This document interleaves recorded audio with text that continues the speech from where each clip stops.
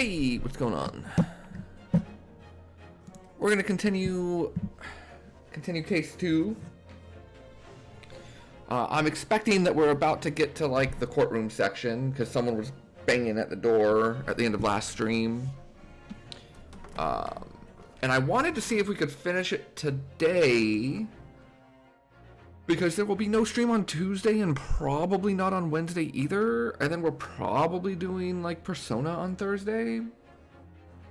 And then there's no stream on Friday. So like, if I didn't do it today, I might not be doing it until Saturday, and then I might forget all the things I needed. So I wanted to see if we can finish this case today. That's the plan, at least.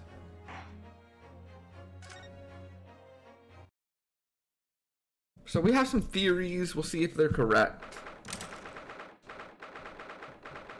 Hey, Blue Braid.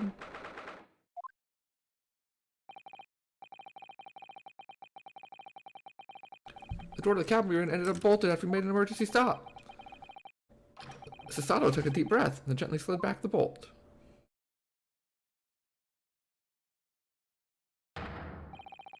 What are you doing in Miss Pavlova's quarters?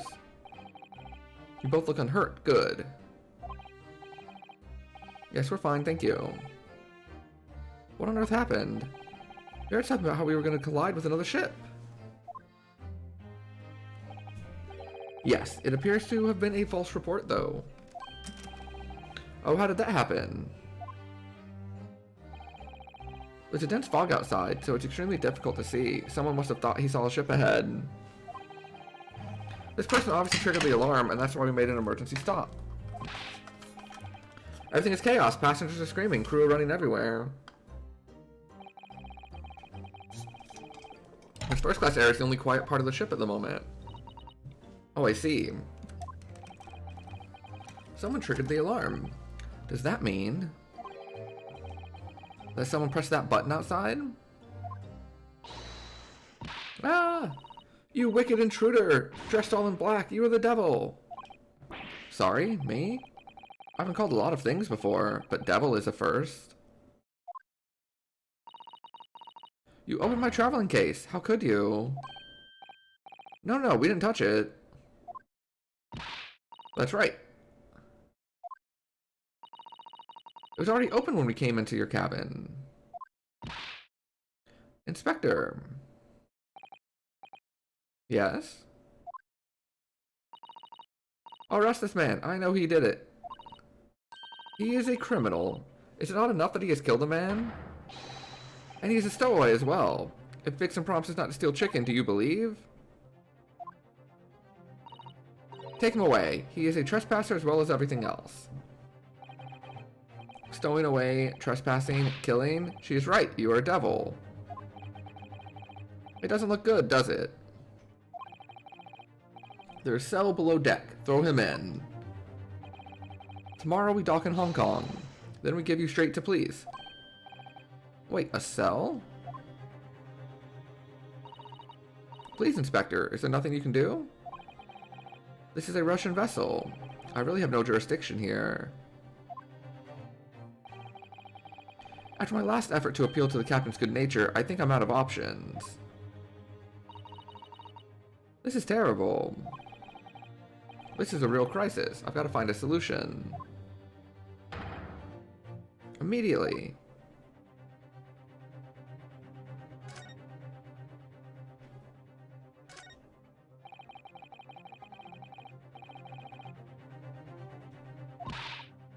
Don't touch my things.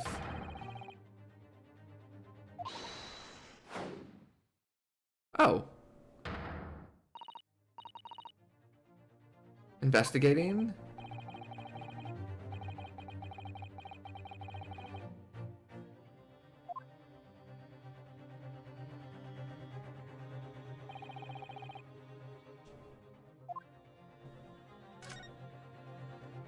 Oh, my boy! What are you doing?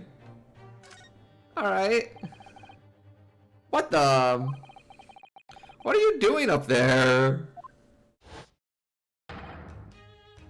With the tiara on?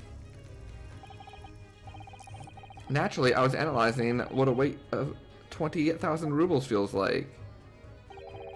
Have I not told you that as a detective, it is my business to know what other people do not? This isn't mere tomfoolery, my boy. Oh, no, no. Why are you hanging from that hook before then? Isn't it obvious to properly assess the weight of the 20,000 rubles? Naturally. I wish to determine if it would bend that conceited-looking hook on the wall. I never know whether to take this man seriously or not. The great detective. Inspector, I confess I've been looking for you. I have something to report to you most urgently. Well, you might try looking for me somewhere other than a hook on the wall next time.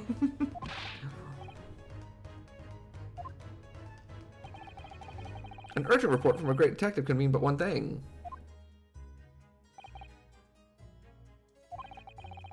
The case of the curious murder that took place last night here on this vessel, the steamship Buria, has been solved by me, naturally. What? Really? Yes, I've eliminated all other possibilities. No other explanations exist. So allow me to illuminate all your minds. For I'm about to reveal my great detective's greatly admired great deduction to the case.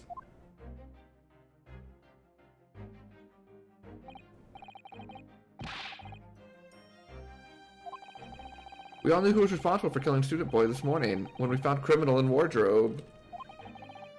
It is a stowaway, and he has handcuffs to prove it. I didn't do it.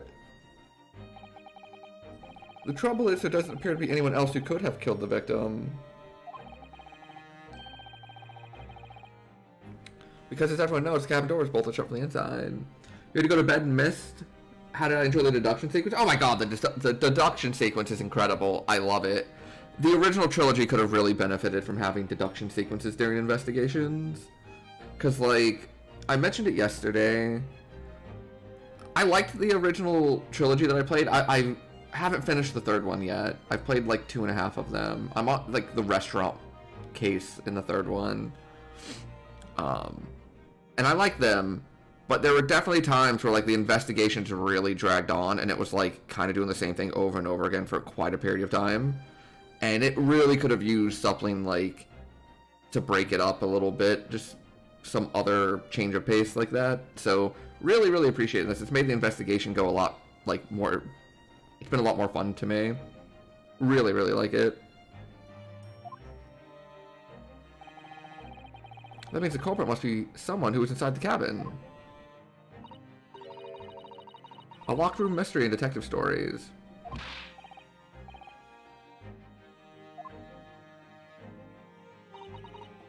The room was locked. Well, I can't deny that. There's no way the bolt could have been drawn across from outside the cabin. You're quite mistaken.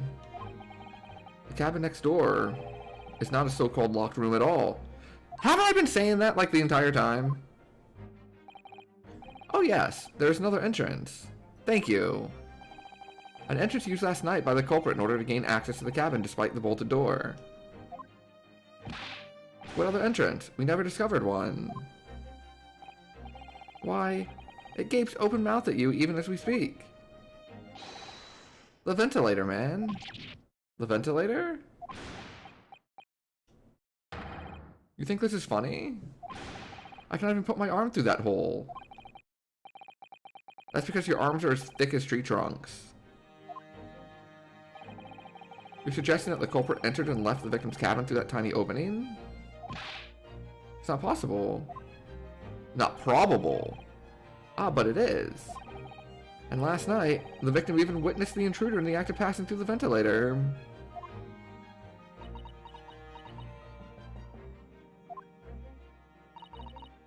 Mr. Sholmes, do you mean...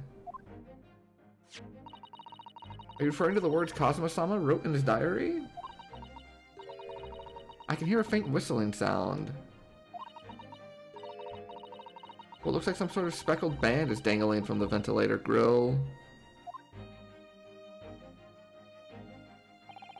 Precisely, my dear madam.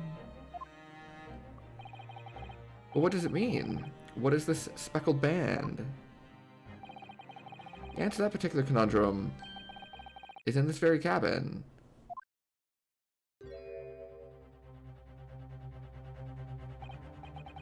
Mr. Sholmes, what are you doing? There's a distinct element of danger, but fear not, I am ready. What I'm about to expose for you all to see will shock you to your cores. Behold!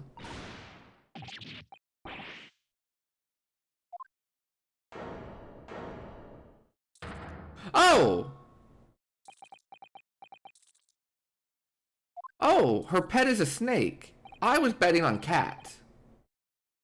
You know, I saw the little plate on the ground and thought it was going to be a cat. The speckled band. A snake? Indubitably.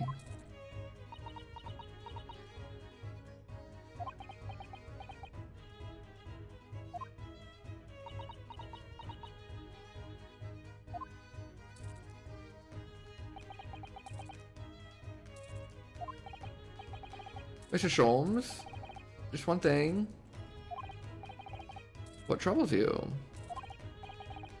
Well, that snake isn't really speckled, is it? It looks more stripy, wouldn't you say?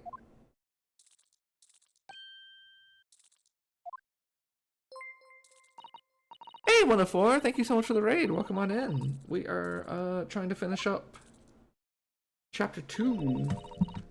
Should be getting to the courtroom soon, I would imagine. Let me get you a shout out.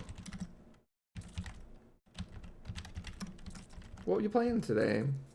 Welcome on in, everyone. Yeah, just calm as can be with the snake, as if this is like an everyday occurrence. Just like, yeah, It's a pretty nice looking snake, though. It's pretty cute. I'm not a huge snake fan. Like, snakes usually give me the heebies, but like, this one's nice. Hi, Keldon. Welcome on in. What were you playing today, 104? And thank you for sharing your community with me. Well, let me grab a little sip here. We're playing through Great Ace Attorney Chronicles for the first time. For those that are just rolling in. It's been really fun.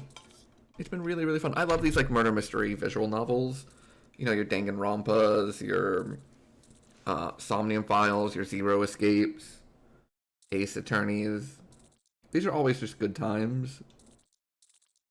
Animal Crossing? Nice! I haven't played Animal Crossing in a while, but I had so much fun with it when it came out. Should have continued Superstar Saga. Oh, I had a really good time playing Superstar Saga. The end game was like really hard.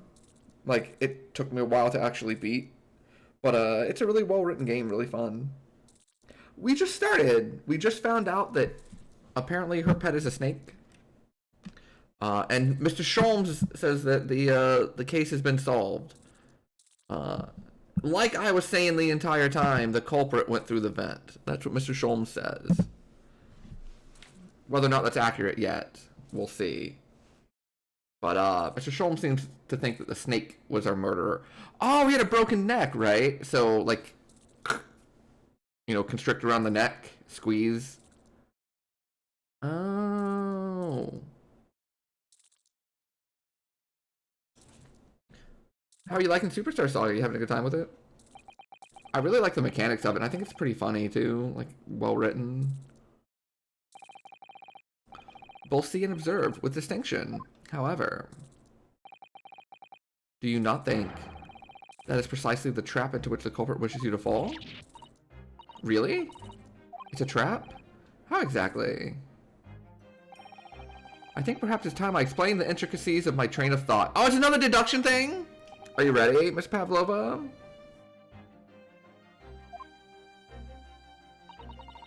I'm sorry for the young man who died, but that is all. His death has nothing to do with me. This whole thing has nothing to do with me. Yeah, I could see that. If you can't dodge, it becomes like very difficult, right? Very frustrating. There are two conclusions I've drawn from facts. Number one, last night, your friend infiltrated the victim's cabin. And number two, that same friend was responsible for the victim losing his life. No. She's turned as white as a bowl of rice again. Then you got the hammer. Yeah, the hammer's really good. It's been a while since I played it. I tried to play like one of the sequel games also. I think it was called like Partners in Time. But I never finished it. It was fun. I just kind of got burned out. Hit the nail on the head. This young woman's friend killed Mr. Osogi. Ah! It looks like he can't speak with that snake coiled around his head. I would advise as little movement as possible. You wouldn't want the fangs of that long friend in your neck. So everyone, let us begin. Sherlock Sholmes is proud to present his logic and reasoning spectacular. The great deduction, the game is afoot. Oh, we're gonna do it again. Let's run it back. Topic 1. Intruder. Intruder's identity. Miss Pavlova, a moment ago you claimed the following. His death has nothing to do with me. This whole thing has nothing to do with me. Yet you cannot deceive yourself. Yes, when you recall those horrid events, your aching heart smarts with pain. And it is that very pain that evidences your inextricable link. So we ask, what was the nature of this intruder that stole into the victim's cabin on that night? Portentous night. Why, naturally, it was the friend with which you boarded this vessel, was it not? As I suspected. Another telltale glance. Without doubt, your friend is the writhing serpent we see before us. And yet, that fact leaves us in a quandary. The victim's written observations on the night in question tell of a speckled band. Whereas, regrettably, this specimen's markings do not fit that description in any way.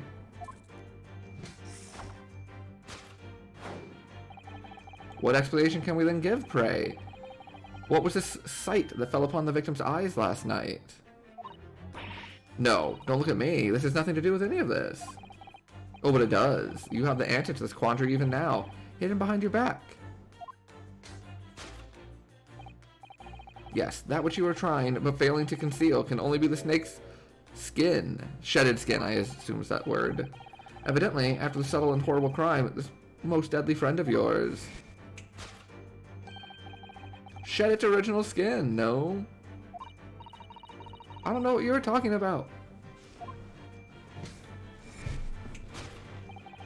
Last night, through the ventilator visible in this cabin, your then speckled friend slithered next door. Using the belt cord on the other side as a bridge, the serpent silently descended into the victim's quarters. In the dim light, it appeared to the young gentleman who was about to lose his life as a speckled band.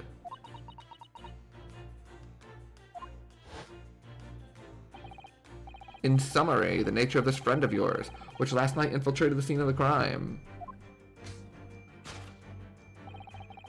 is a rare breed of snake whose markings change each time it sheds its skin. A snake so dreadful, we can only imagine it would be found in the deepest depths of India.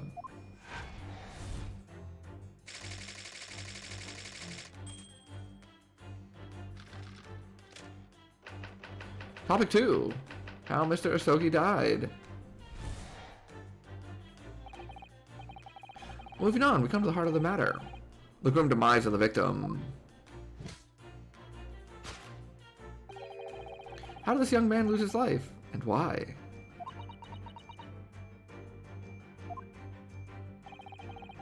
According to the data of which I have been apprised, it would appear there were no visible signs of injury.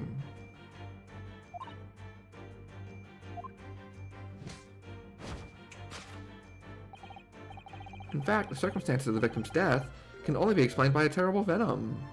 No, we know he broke his neck. If we take that as fact, we can reasonably imagine that there remains evidence to affirm it at the scene of the crime. Could there be? Yes, an examination of the deceased's body will prove the cause of death conclusively. The almost, but not quite, imperceptible puncture wounds left by the venomous fangs will seal the truth. Yes, the vestiges of the snake bite delivered by your terrifying friend. This makes no sense. There's no point feigning ignorance, Miss Pavlova. After the incident, you endeavored to hide everything, didn't you? But now your involuntary glance betrays the hiding place you chose. That's right, you hid the evidence that links you to the victim's death in that traveling case. When we first met in this cabin, it came to my attention that your case moved periodically. Your serpent assassin was restless inside, no doubt. You don't... It is telling that the victim made note of a low whistling sound that he heard minutes before his end. That was your signal, was it not? The sound you had used to train your serpent friend? To train? Indeed. You'd put the serpent through this ventilator and wait. After a period, you'd summon it back with a whistle. You would know if the animal had done its duty, so you would listen for signs of life next door. If the victim appeared not to have been dispatched, you'd release the snake once more. Do you deny the snake has undergone such training? It's not true. Having slithered through the ventilator and down the bell cord, the creature needed only to sink its fangs in once. And its venom would course through the victim's veins, ending his existence forever. That is the true nature of the speckled band that took the poor man's life. There can be no doubt, my logic is infallible. Conclusion. Death by a venomous snake's bite. Oh, thanks, 104. Yeah, I really like it. I really like it. It was... I think I used, like, Picrew or something like that for it. And you could, like, customize it in a bunch of different ways. I might make another one here pretty soon. Just as, like, an update. But yeah, I really like it. Miss Pavlova has trained her pet snake as a killing machine. There on the floor, you will observe a saucer of milk. The promise of food is the key to training any creature. Incredible. You've solved the mystery. Amazing. Your great deduction really lives up to its name. I see now why Herlock Sholmes has become such a household name. My dear man. It was nothing remarkable. As the Russians say, I could have done it with one left hand. But you do have one left hand. Can I venture an opinion, Mr. Sholmes? But of course, what's on your mind? It's just, about your deductions before, some things don't quite make sense to me. I welcome questions as to my method, and will answer both loudly and proudly. Well, good. First of all... Snakes are egg-laying creatures, part of the reptile family. You're well informed, madam. And reptiles, don't drink milk. Ah. It's really only mammals that like to drink milk, you see? So I'm not sure it would be possible to train a snake using milk as a reward. No matter. No doubt Miss Pavlova used some other treat to encourage her pet to do her bidding. Milk was merely an example. The logic holds. Well, there is something else. Snakes have no ears. Yeah, so I'm not sure it would really be possible to signal to a snake by whistling. But madam, what are the tales from Arabia? Have you not heard of the snakes that dance to the sounds of a flute? I think perhaps the performers play the music in time with the snake's natural movements. Oh, I see. No hands, no feet, no ears? These creatures are so inept as to be practically useless. Don't take it on the snakes, Mr. Sholmes. There is one other thing. You have more? Snakes use the scales on their bellies to propel themselves. So, I'm not really sure that a snake could manage to climb up a flat bell cord like the ones in these cabins. Then it should try harder. Please don't be angry with me, Mr. Sholmes. The point is, even if the snake had gone through the ventilator to the next door cabin, it couldn't have come back without help. What I'm trying to say is that there are a number of reasons why it's difficult to imagine the snake could have had a part in this. Oh, he looks so sad. Sasato, stop making my friend be sad.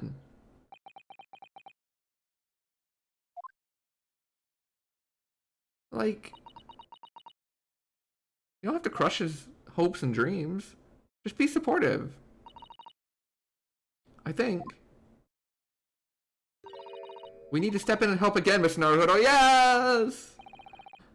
Oh no, you don't mean... Yes! We need to modify Mr. Sholmes' latest deductions and turn them into the great ones they ought to be! I had a feeling this was coming. Me too. Hey, Bamfy! Yes, Sholmes snake hater moment. He needs it? Yeah, okay. He kind of does need a push in the right direction. And any excuse that I get to, you know, intellectually spar with Mr. Sholmes.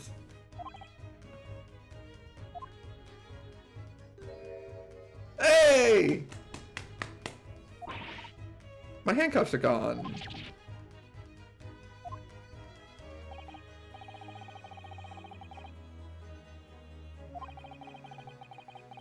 Leave him off. Now everyone, let us begin. How are you doing today, Bamfy? Hopefully your day off was pretty good.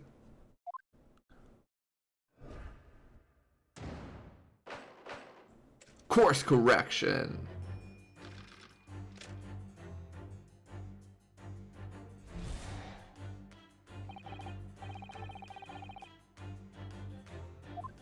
You claim the following. His death has nothing to do with me. This whole thing has nothing to do with me. You cannot deceive yourself. Yes, when you recall those horrid events, your aching heart starts with pain. Just have a pain expression on her face. That's true. It's weighing heavily on her mind. It was fine? Good. But you're not sure Mr. Sholmes wrote her quite correctly. Could there be some other way to interpret her expression then? Let's explore!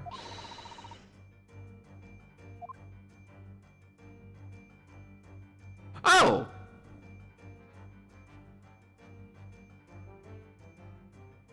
Oh, it is a cat! Oh, Pavlova. You gave the kitty cat 8 tummy rubs and it only wanted 7, didn't you? And this is the price you pay for miscounting. For not knowing precisely when it was done with pets. Yeah, the classic blunder, exactly. This gets scratched me by some kind of small animal. Yeah, okay, so I was right that it was a cat with the milk. With like the saucer out. They just debated me with a snake.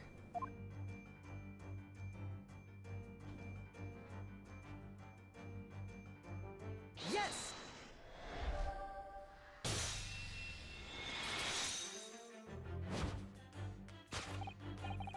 Yeah, when you recall those horde events, that claw scratch smarts with pain. Indeed, and simple observation reveals that the wound is fresh.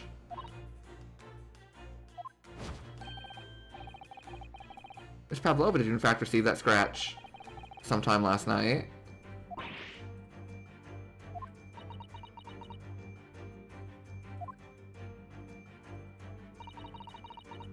When I think about the young man who died next door, I feel so sad. And when I am sad, the pain from this wound is worse.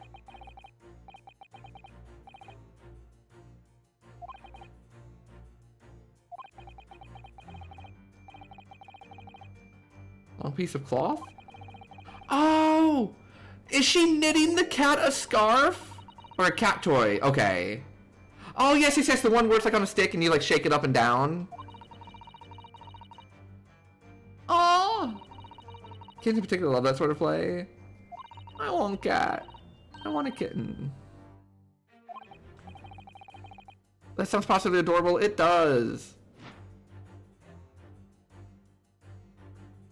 Yes.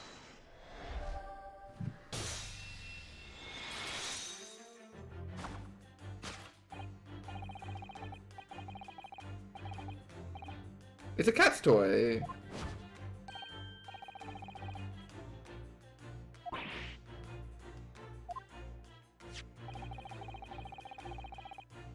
Oh, it's a toy that you dangle through the ventilator. You waved it around, I presume? Naturally, the victim could not fail to notice it.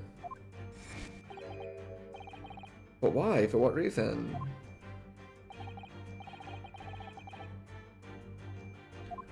There can only be one answer to that. After a feline friend disappeared through the ventilator into the neighboring cabin, Miss Pavlova attempted to use the speckled cat story to incite the creature to return. And so she was climbed up on top of, like, the dresser. Wow. I was so good on this case. The nature of this friend of Miss Pavlova's, which last night infiltrated,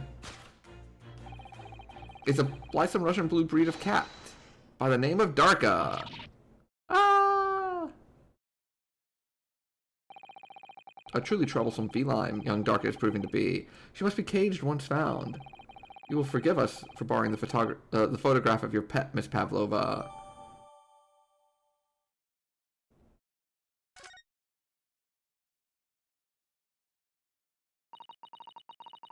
It was after I gave her food last night. That's when it happened. She scratched the back of my hand and then ran up the bell cord. Before I could do anything, she had disappeared through the ventilator.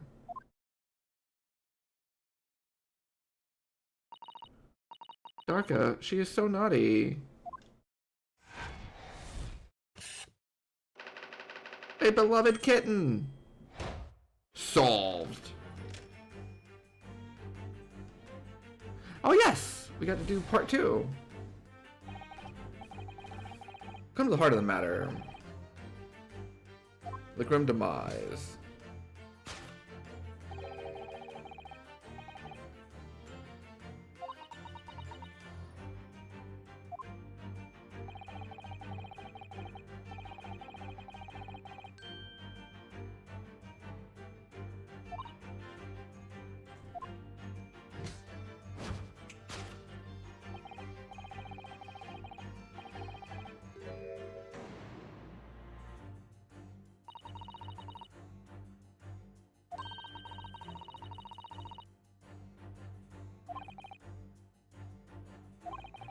Mr. Sholmes seems to be unaware of one very important detail.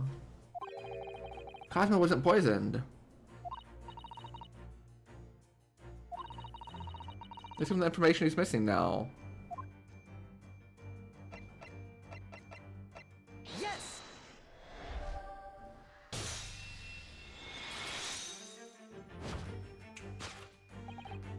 In fact, the circumstances of the victim's death can only be explained by the post-mortem report.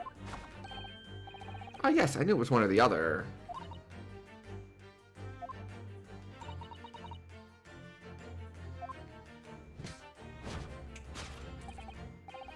Indeed, the breaking of the vertebrae is fatal. Only that Goliath would be strong enough to survive that.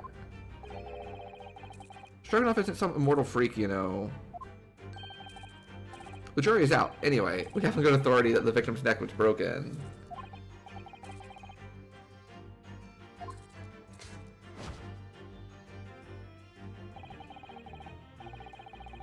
We can reasonably imagine that there remains evidence to affirm it at the scene of the crime.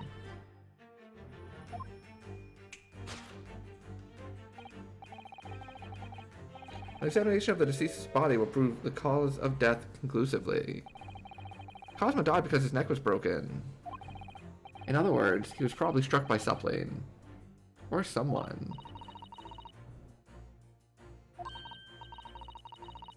No weapon has been found, though.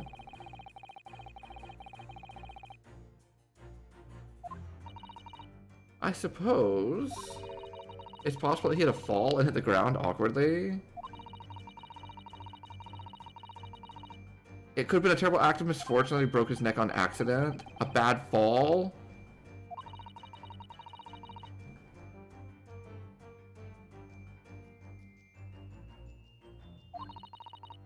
He wasn't a clumsy man. Need to fix this seduction somehow.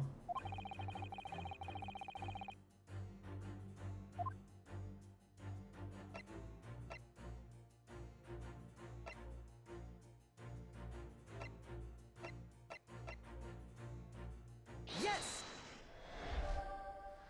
The mark on the floor.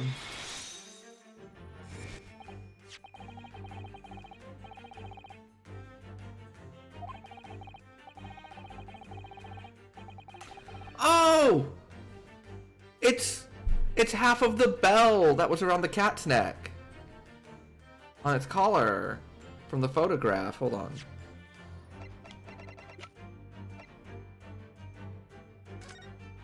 Yeah, look at that big bell. Oh my god, that cat's so cute. Oh. Did my boy, hold on. Did my best friend, my partner, my other half, trip over a cat and die? Is that what happened? He wasn't murdered at all? A cat snuck into the room? He didn't expect a cat to be in here? He tripped over the cat? He broke his neck? Because that's the cat's collar.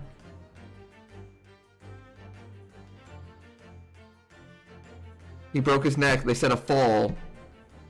The door was locked. Apparently you can't get through the vent.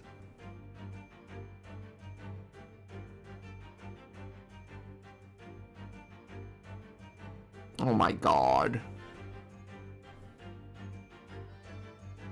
I guess if you're gonna go out, that's a way. But wow. So that's where he tripped over the cat, and then like his shoe dragged, which got the polish all over the floor as he stumbled, and then he fell.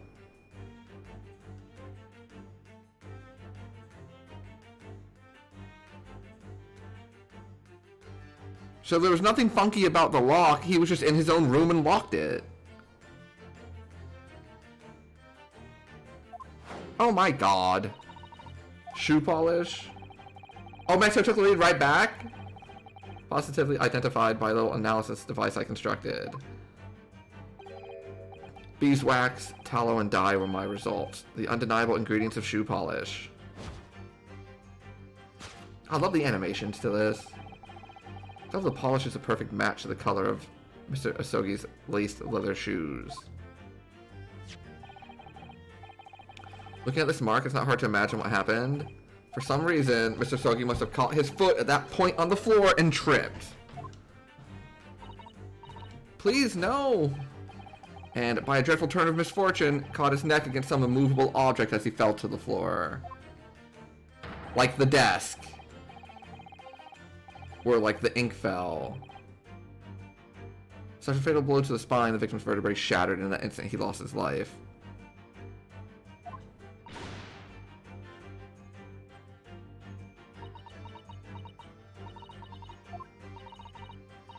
I don't know anything about this. Is that really true, Miss Pavlova?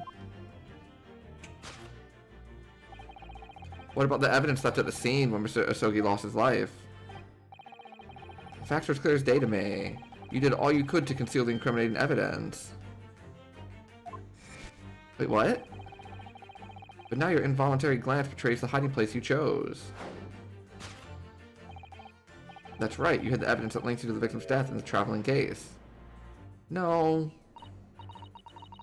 I don't believe it. Kazuma-sama merely tripped over, and now he's no more? Yeah. You know what? That's a pretty unexciting way for our boy to go out. Just a freak accident.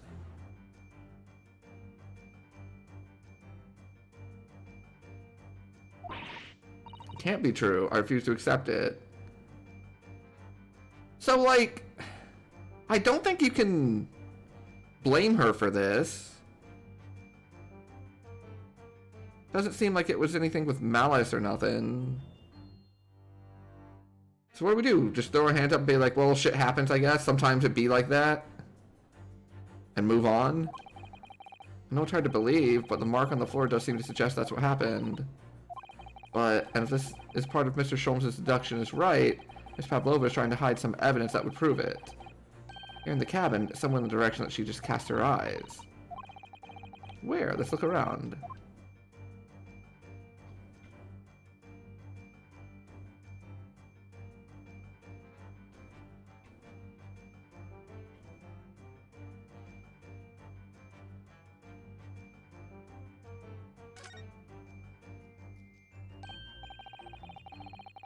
Dropped 20,000 rubles here.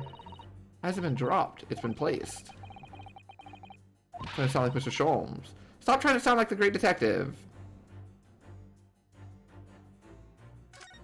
Oh, waste paper basket. Perhaps all the first class cabins have them? Pavlova only started occupying this cabin late last night. There's not much rubbish in there yet. The other half of the bell! Broken piece of glass, isn't it? If it looks familiar, perhaps it's more than your mind simply playing tricks on you.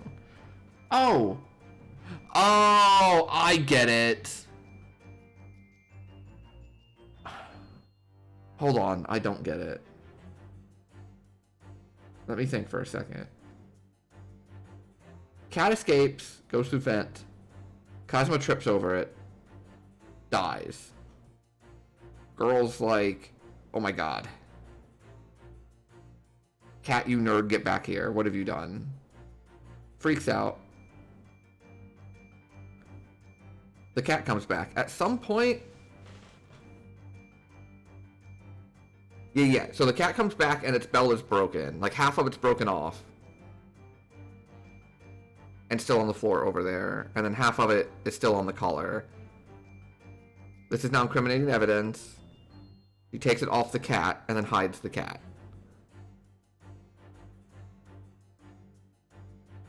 Okay.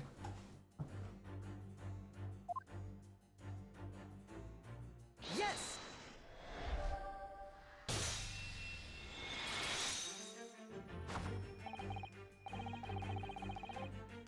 In the waste paper basket. Oh.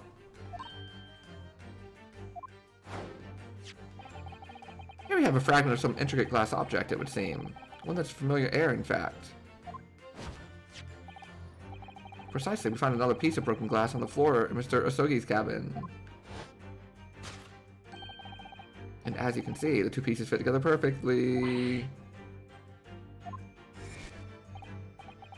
So, Miss Pavlova, shall we consider what this tells us? Why would it be that part of this glass object, which was evidently broken at the scene of the victim's death, should be found in the waste paper basket in your cabin?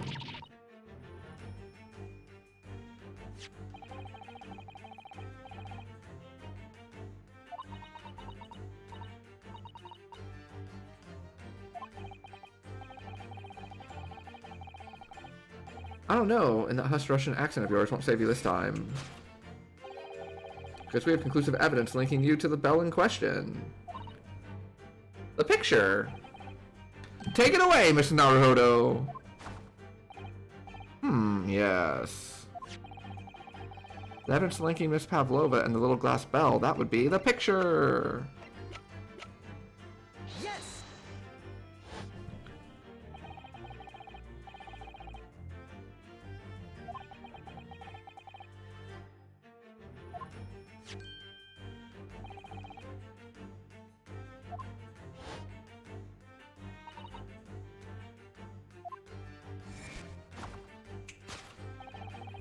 The truth has caught up with you, Miss Pavlova. The young man who lost his life last night did so after a truly inauspicious fall. And the cause of that fateful stumble? The cats.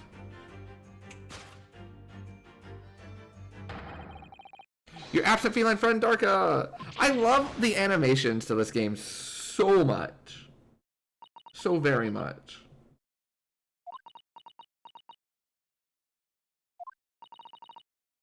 I couldn't tell anyone. I'm sorry. I mean, it's really not your fault. I cannot believe this game literally says, hi, here is like the best person ever. He's great, he's super supportive, incredibly smart. In fact, he's going to be like the one person the government sends to like learn to improve the entire judicial system of your country. And he's like your best friend. And he's really nice and he helps you. And then he trips over a cat and dies, the end. And really? Really? It's like really funny, but also really sad.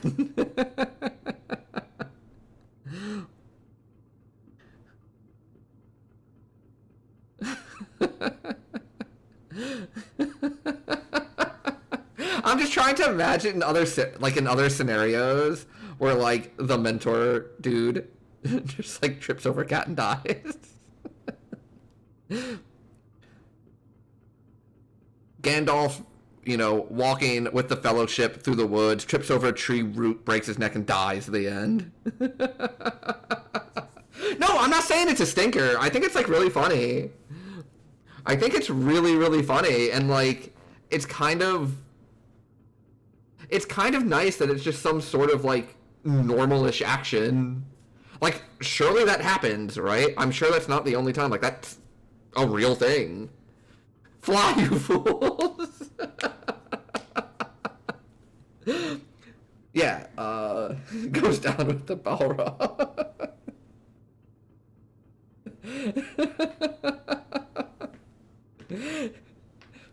Yeah, so a Balrog's just like a big cat, right? That's what we're getting at.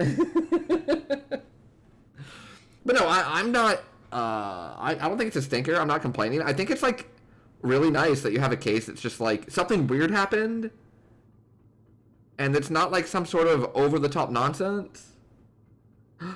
No, it's not this easy. Hold on. No. Hold on, there's more to this. The Russian word. The Russian word.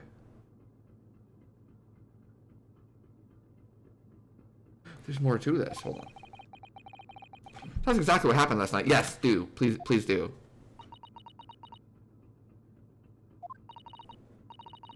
It was after 1 in the morning. Okay. It was so late. I hadn't had time to feed Darka. So I gave her some food. Okay. And then all of a sudden, she scratched me and jumped out of my hands. Okay. People do say that cats become very anxious and nervous in new environments. Oh, that's true. She was so fast, she disappeared through the ventilator before I could stop her. No, but see, that can't be the case, right? Like, that was my initial thing too, was like, in his dying thing was trying to tell the Russian crew to like, get me out, right? But, and I didn't piece this together until just now. Like, it just clicked for me. If he broke his neck, he can't write anything. Like, isn't that the entire thing? Like, you can't move anymore? Like, if the neck break was bad enough that it killed him, I mean. Like, I know you can break your neck and still be, like, okay in some instances. But, like, this one flat out killed him. So, like, you're telling me that he fell and broke his neck and then, like, crawled over to the ink and wrote out a message? I don't know about that.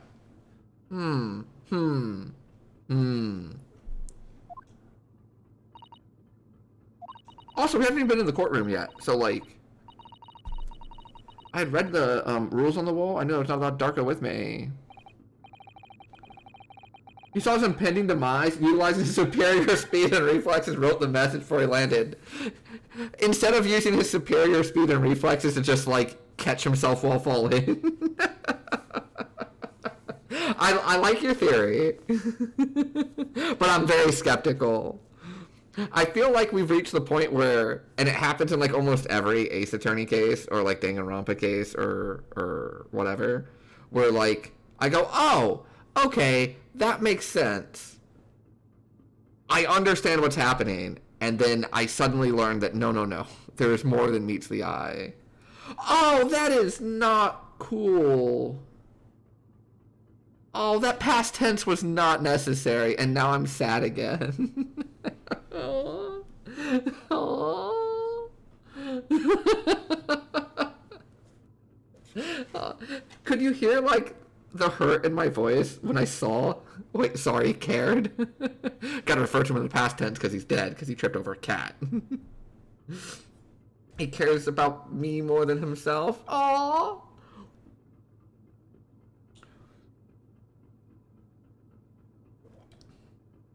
This is a winner go home game, right? Time. So if like Mexico wins, Japan's out.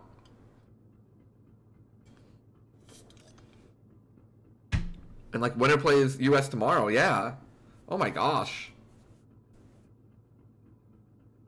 Modern science suggests that animals can carry infectious diseases. It's a precaution, really. Back to the previous statement, though. I do not own a cat. Unfortunately, hopefully one day. But I have heard that like they are incredibly anxious about new places. Like you have to really like ease them into a new environment.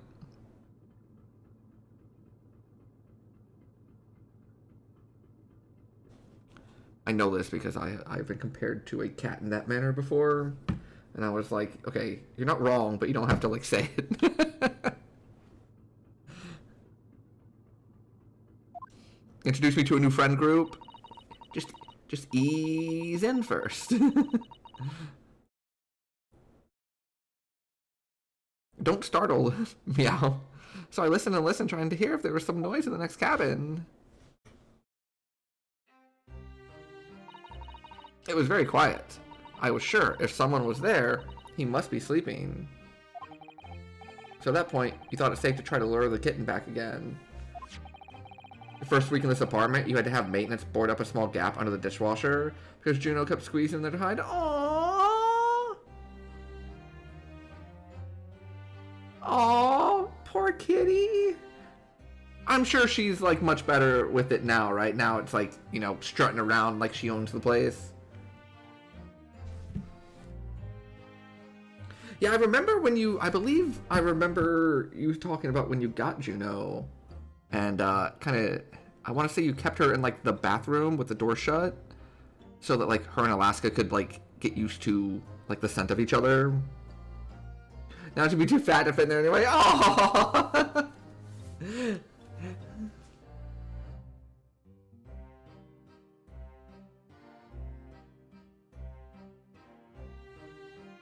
But dang the end of the toy through the ventilator into the adjoining cabin. Darka always loved this toy, but it didn't work. Nothing worked. I tried using her favorite toy. I tried whistling to her softly, but nothing. She didn't return. So the faint whistling sound Cosmo wrote about in his diary was Miss Pavlova trying to retrieve her pet. Cats have a propensity to remain hidden in the shadows when frightened. Alaska had the bedroom and bathroom. Juno had the other half of the old apartment. So there was nothing else I could do. I just had to wait until she had calmed down. Aww, kitties. Meow. Thud.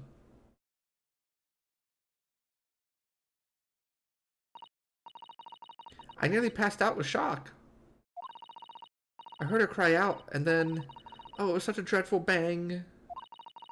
Then afterwards, nothing. It was totally silent.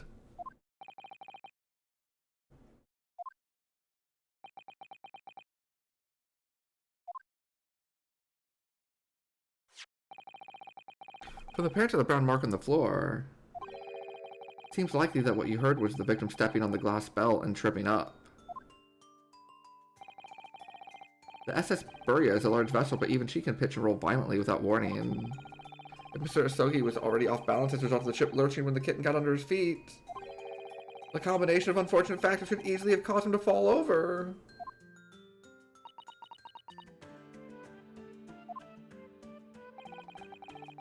What became of the kitten afterwards?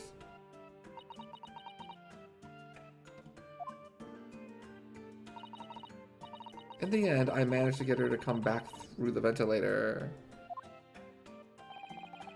Yet Dark is nowhere to be seen. I must have forgotten to lock my case. Now she's disappeared again. Gracious, that cat is as insufferably restless as I am. Well, he knows something about himself, at least.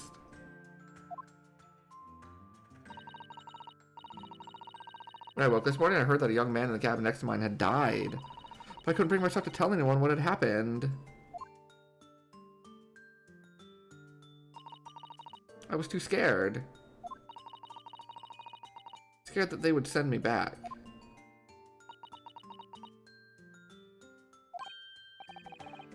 Hold up a minute. What about the snake? You're right, where is it? If the snake isn't your friend, Miss Pavlova, then whose is it? And where did it come from? What on earth is such a dangerous creature doing on board this ship? Oh, I didn't say? Snake is my friend. His name is Perosko. What? That snake belongs to you? But that's against the rules! He escaped from cage when emergency alarm sounded. I was looking for him. I don't expect to find him in here. Yes, how did that snake get into this cabin? But animals not permitted on board. Ha! We are at sea for 1 year. You want to be so long without close friend? Without someone who understands? Couldn't you find someone a little more human who understands you better?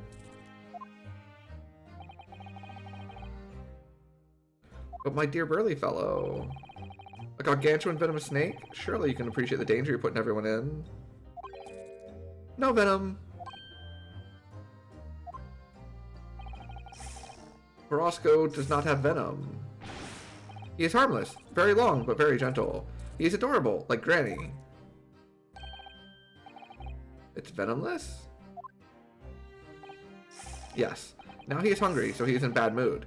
But once I feed him, you will see Big Smile. And you feed him what? Milk, I suppose? Ah, like they say, milk chickens? Ridiculous. Snakes that drink milk are only in stupid stories.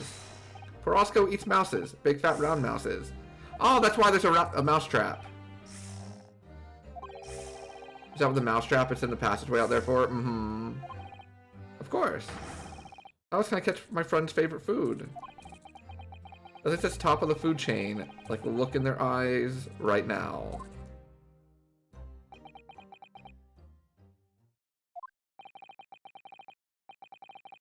If it uses to drink milk, it can't hear a whistle, it can't climb up a bell cord, and it's not even venomous. How did something so inept land a starring role? It's not my fault. I do not make up stories.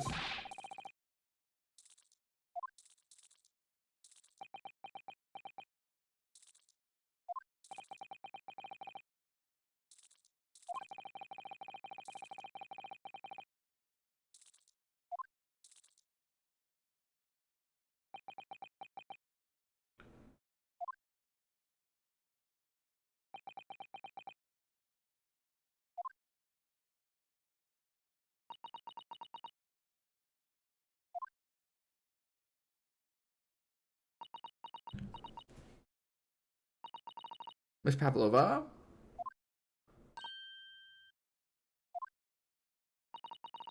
I understand the difficult situation you found yourself in, and I do sympathize. But please remember this.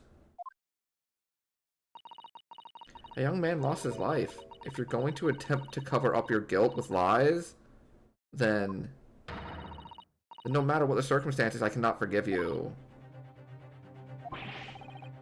What are you talking about, Miss Bigotaba? What lies? Ah! Sasada was just like, nah. Nah. There's more to this. It was just a series of unfortunate events. An accident.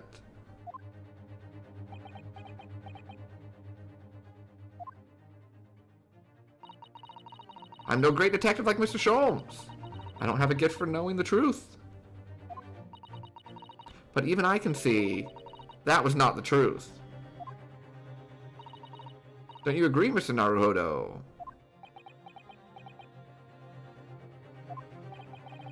To be perfectly honest, yes. There's a discrepancy in Miss Pavlova's story, I'm sure of it. I just can't quite put my finger on it.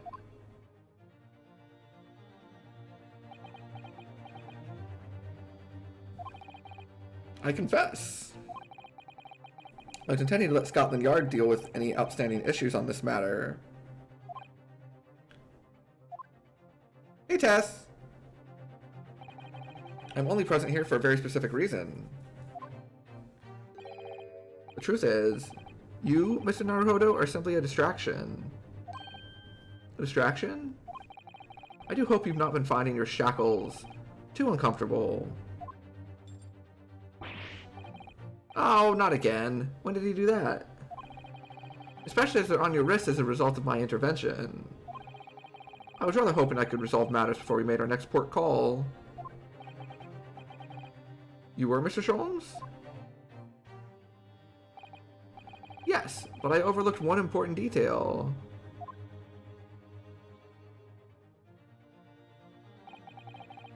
The deceased young man was a very close companion of yours. Was he not? Oh, I'm liking it a lot. It's been really good. Something appears to be not quite right with the story we're being told so far by Miss Pavlova, but we're gonna get to the bottom of that here pretty soon. Cosmo was my closest friend. I owed him my freedom, even.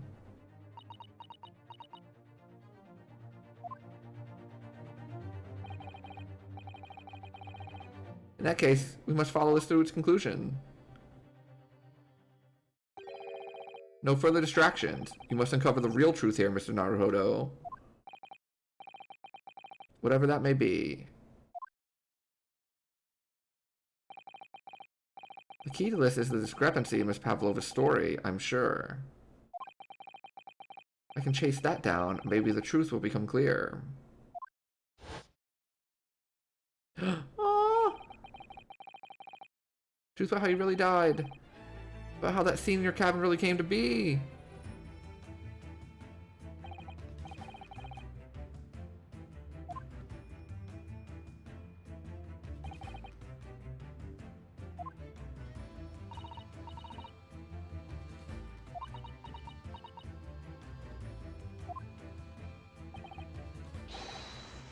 Shall we begin?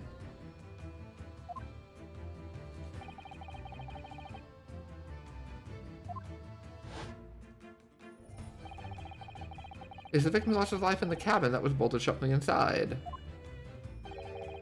Was it truly an unfortunate accident? Or was it in fact no accident at all? This is what we must establish in the first instance. We've already established it, haven't we? The man tripped over the kitten that had climbed into his cabin via the ventilator. Tragic, yes, but still an accident. Wait, you think he said that? It doesn't make sense if that's really what happened, does it?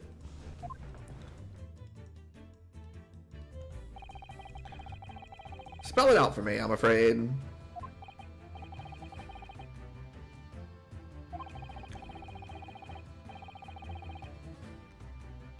Clear contradiction. The evidence is right there in Cosmo's cabin. It's undeniable. His death couldn't possibly have been a mere accident. Really?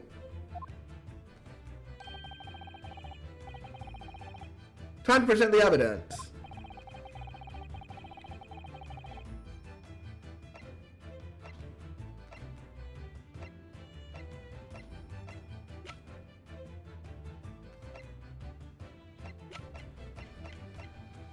The writing. Yes.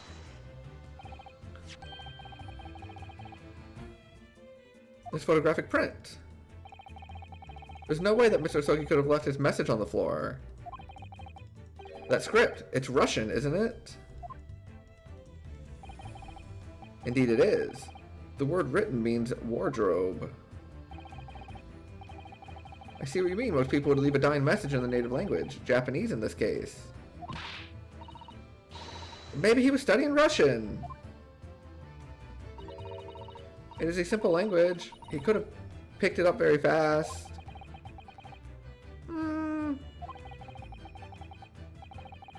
That's not the point. It makes no difference whether he knew Russian or not.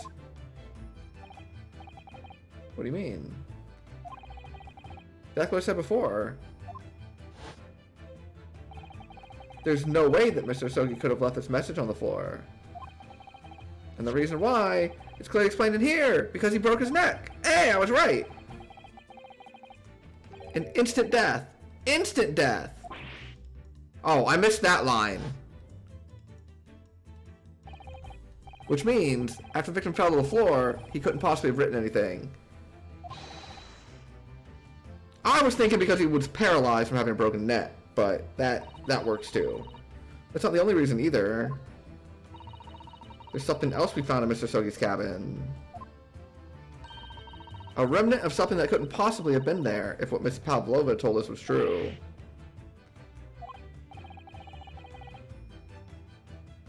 So, Sasato has noticed it too.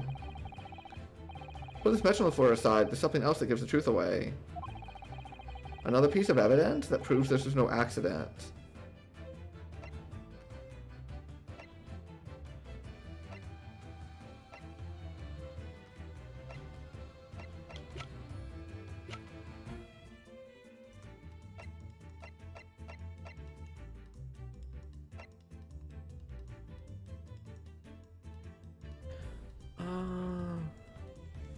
Don't think it's the paper seal.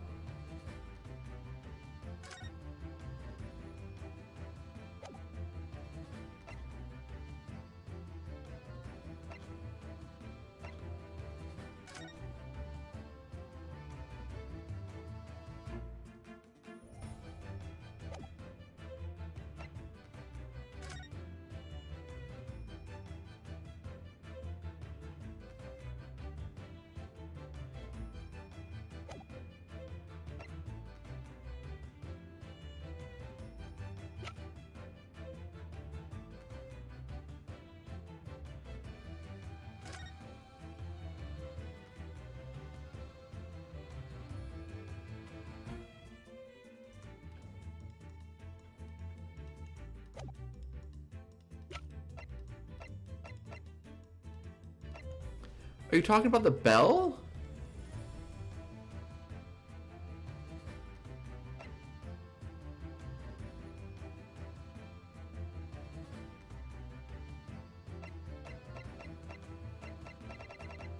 Yes!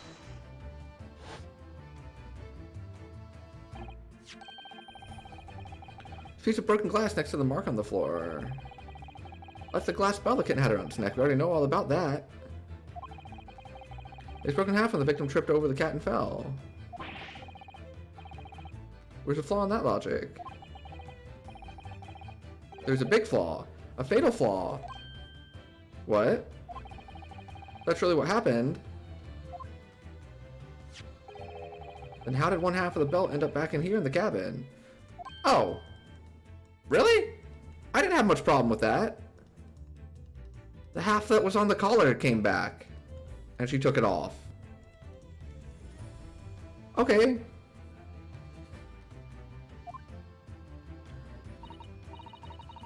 Remember that we found the other half of the glass bell in that wastepaper basket.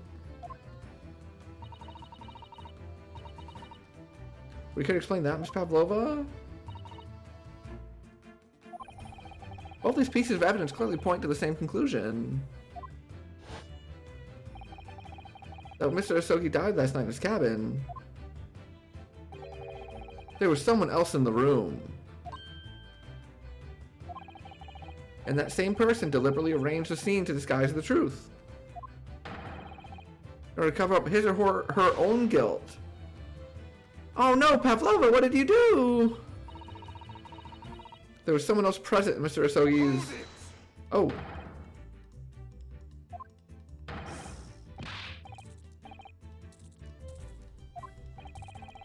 What are you talking about? Bulkhead was bolted shut from inside. There was no way in or out.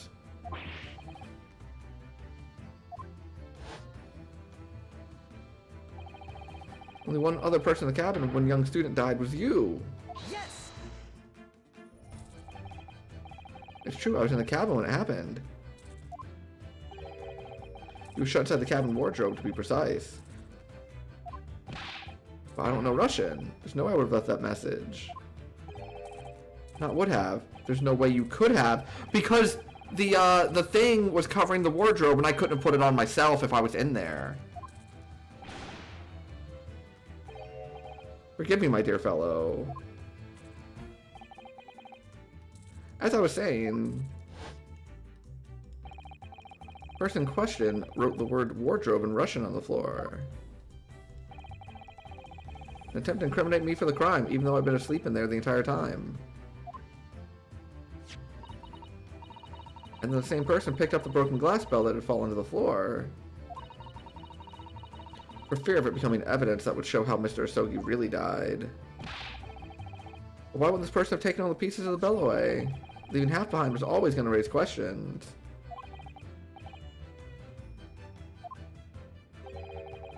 It's past 1 o'clock in the early hours of the morning. The cabin would have been quite dark. A single small lamp suspended from the ceiling would have barely cast any light onto the floor there. Little wonder then that the culprit failed to notice a fragment of the tiny item. You all suspect me, don't you?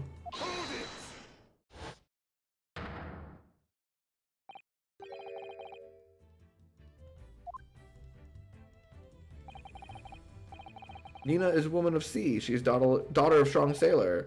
2 years ago, they noticed her dancing skills, and she went away to join ballet company. But before she was dancer on this ship, a member of ship's band.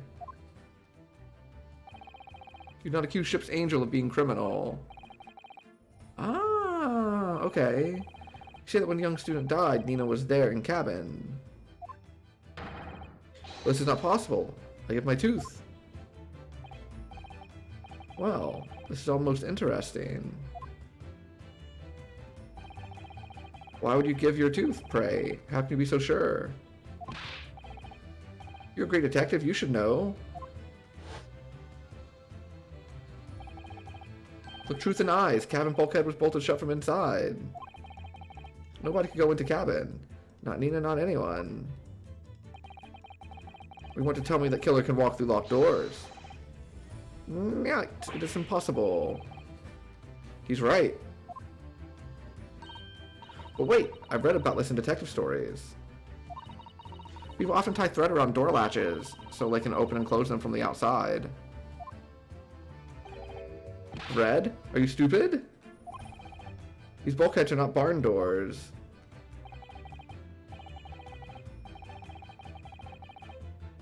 They are watertight doors. Constructed of heavy steel with not a gap in sight. No threads and needles or magnets could have been used. Of course not. I thought so too. Mr. Naruhodo suggested earlier, so... Sasato, how can you shift it onto me like that?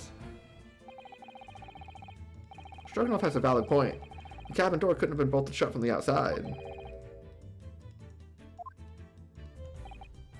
What?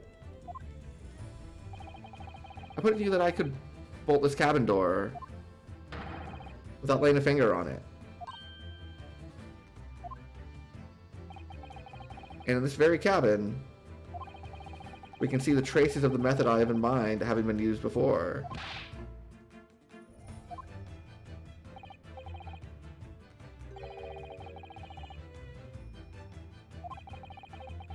A way to shut the bolt of the cabin door from the outside?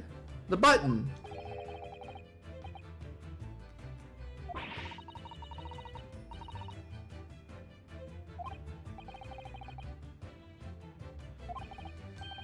Because we've seen it happen. Indeed we have. So, would you care to do the honors, Mr. Naruhodo?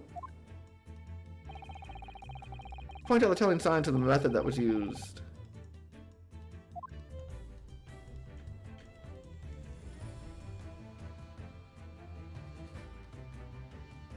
Yes. Look at the bookcase there. See how all the books and things on it have toppled over?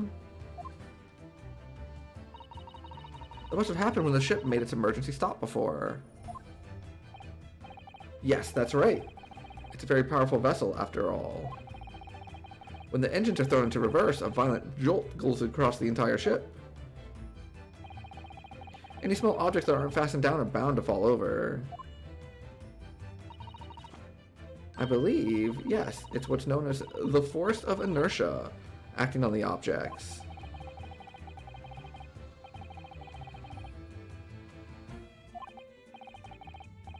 Whatever it's called, the same force that pushed over those books on the bookcase also made something else in this cabin move. The bolt on the cabin door. It's very obvious just after the emergency stop that the ship made earlier. We had come in his cabin not long before, and we hadn't bolted the door. But then...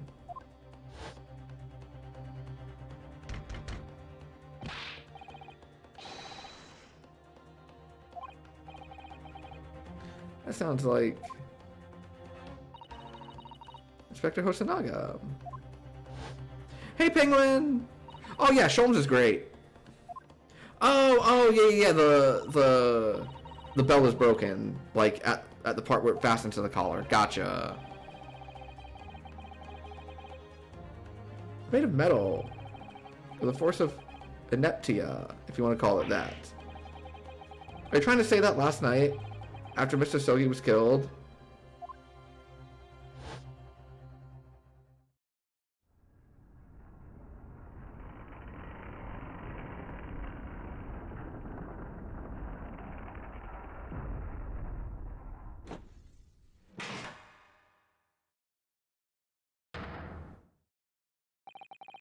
The SS Buria made another emergency stop? When I woke up this morning and looked around the cabin, I thought it looked a little odd. All the books on the shelves had toppled over. And all the ornaments... Oh, I called that one pretty early too! It was almost as if someone had run their hand across the shelves and deliberately knocked everything over. I called it when, like, the plate of chicken and stuff was on the floor. I was like, wait, everything looks like it just got, like... You know, like, rough, I think I thought it was rough seas and not an emergency stop, but... Same concept. I didn't realize that's what happened to the door. I was talking more about why the books and, like, the table were all messed up.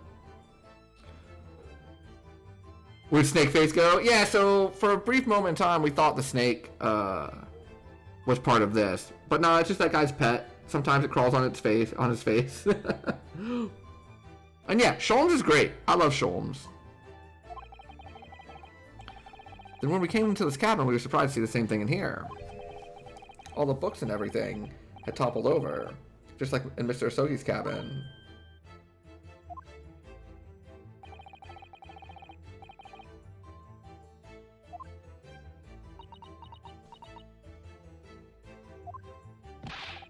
Are you out of your mind? You say Burger made emergency stop? That seems a little far-fetched. How could that have happened? Unless you're saying that the culprit is actually someone from the engine room. No, someone could just hit the button. Oh, it's simple enough.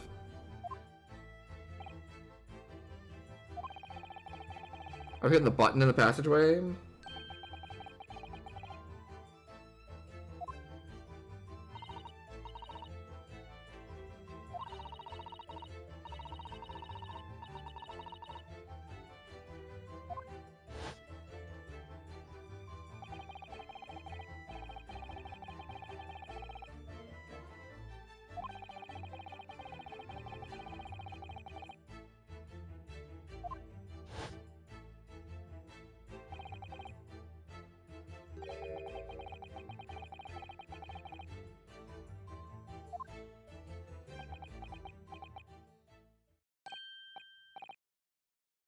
Wait, it was you?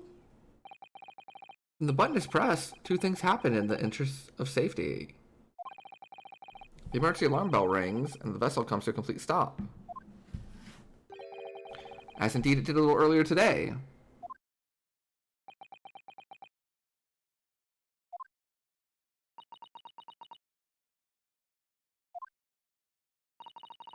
Mr. Sholmes. Surely it wasn't you who... As I always say, a button has but one purpose in life. To be pressed! Whatever the occasion. He sounds almost proud of himself. How dare you mess with ship? I report you to Captain. You are in much trouble now. Now, I'm sure all that can wait until later. Let's not overlook the fact that we have now learned a valuable lesson.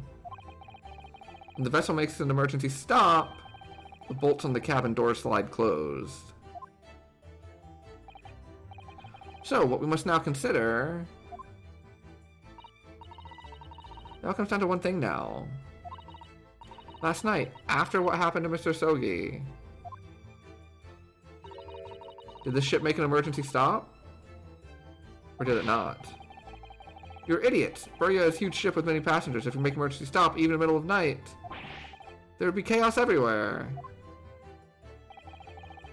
What are your thoughts, Mr. Naruhodo?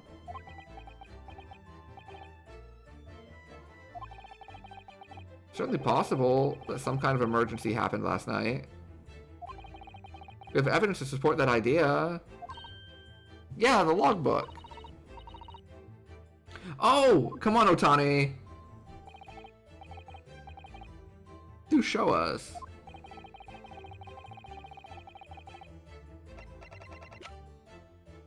Yes! Stroganov. It's your duty to patrol the first-class area of the ship, isn't that right?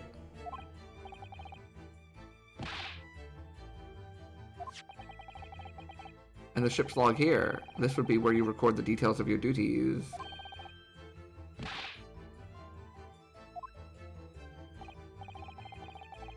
You left the top little makeshift bureau in the passageway out there. But as responsible passengers, we took it into our care with a mind to return it to you later.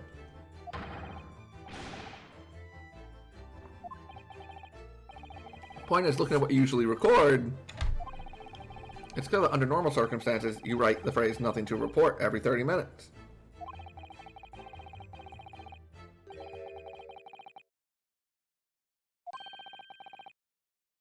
Nothing recorded in the log? Double in the first pitch? Let's go! Nothing happened. But if nothing happened, you would normally write "nothing to report."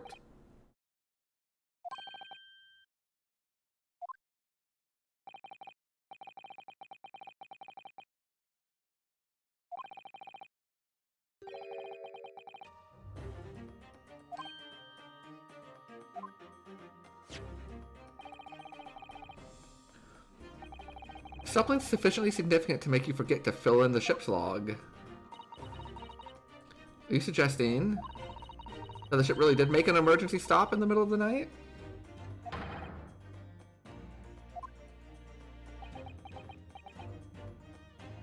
Must be Otani. How you doing, Penguin? I was sorry to see about the tournament results. It's been a wild tournament so far, though. I mean, frickin' Princeton's in the Sweet 16. No, I love dumb chat for what it's worth. I love, like, those silly memes. Thanks to the emergency stop we experienced earlier, we all know what it feels like now.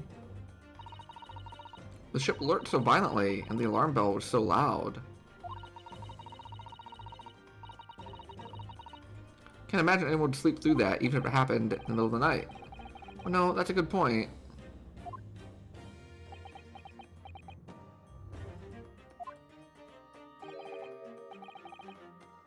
What of the throbbing? What do you mean? Your head, man. Throbbing of your head since this morning. You have all suffered with it. Oh yeah, I have had a headache, you're right. In fact, I haven't been feeling myself since I woke up today. Nor have I. My head has been feeling heavy ever since dawn. Yes, you've all been afflicted, haven't you? Just as I suspected. He's right. My head's been throbbing today, too. Got hit by that dump truck? Yeah. I kept hoping that they would, like, start pulling back, but it just did not happen. Can't really remember anything that happened after I climbed back inside the wardrobe.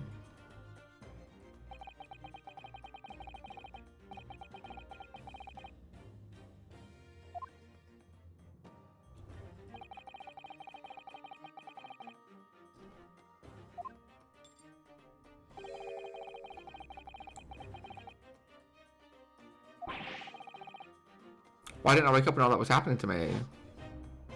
Oh, he's visiting? Well, that's good. Yeah. That well makes up for it, huh?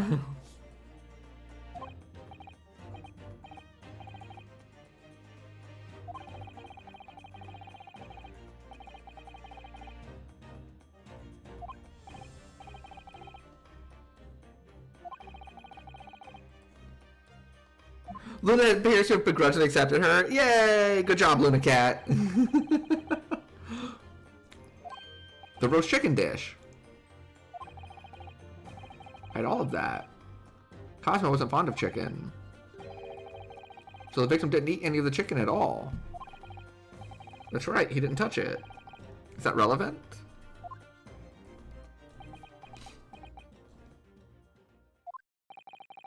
My dear fellow, does that not strike you? Mr. Sholmes, do you mean to say that there was something wrong with the chicken? I do. No, really? Is that really true? The meal prepared for the passengers last night had been tampered with.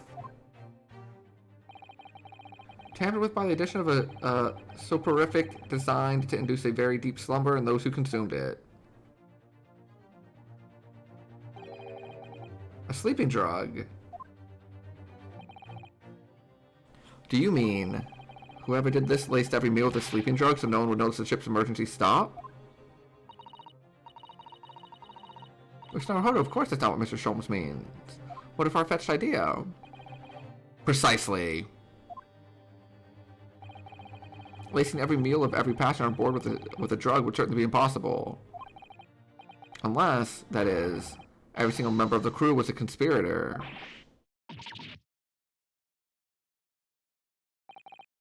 Well? Eh? Sorry to say that any more deception in this matter will get you nowhere.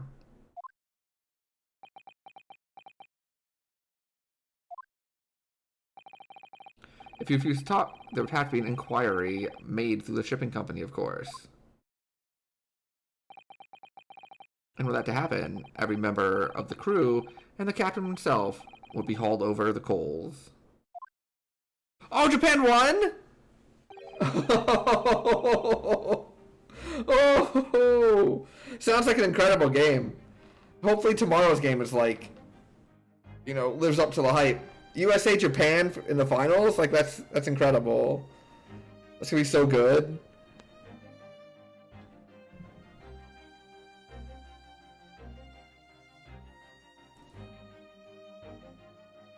For aiding and abetting a renegade.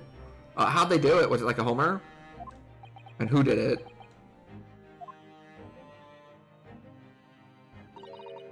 Please, no more. A double? I will tell everything. I cannot make problems like this for everyone anymore. A walk after the Otani double, and then these crewmen are your former comrades, I believe. Yes, so I decided to run away. I asked them to help me. We all agreed to help. Everyone together. She threw away everything. Her fame in the ballet, Mother Russia. We wanted to help our angel.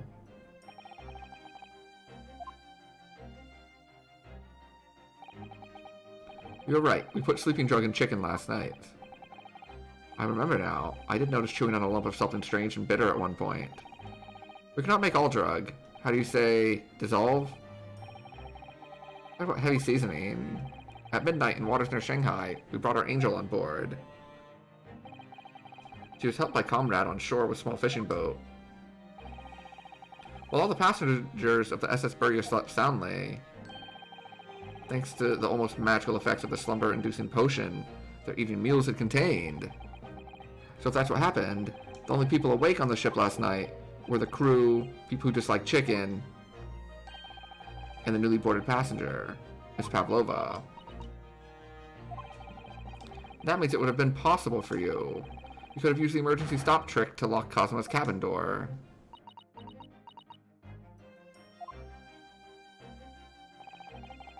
How does that make sense? Surely every cabin door would have ended up locked in that case. It would have been complete chaos. Oh, I wouldn't say so. Just like us, all the other passengers would have eaten their evening meal of chicken in their cabins, after which they would have been overwhelmed by tiredness because of the sleeping drug. And accordingly, all passengers were already in their cabins for the night. The overwhelming majority of passengers would habitually sleep with their cabin doors bolted anyway, and so not one of them would have found it remarkable to find the door locked in the morning. In summary, in order to fasten the bolt of a single cabin door on the ship, the culprit brought the entire vessel to an emergency stop in the early hours of the morning. But why?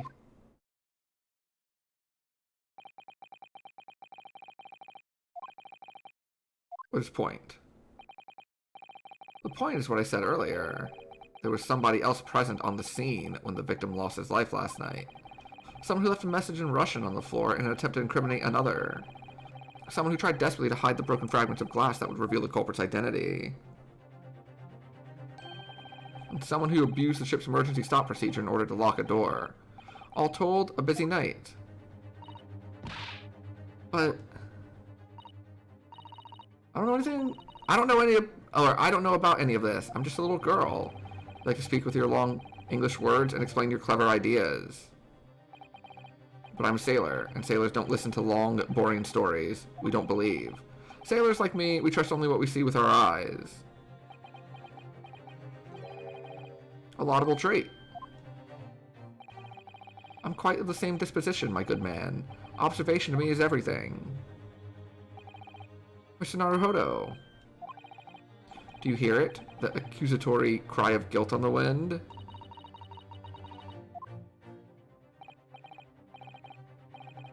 You've lost me. Proof of involvement, man, but you can't hear such a call with your ears? No. You must hear it with your eyes. For observation is the basis of all deduction. What are you talking about? I believe the time has come. For one final logic and reasoning spectacular. To expose the truth. Yo, we're gonna do it again? So, Mr. Naruhodo, your assistance if you please. With what? With observation, my dear fellow. Just as I said. Of these two...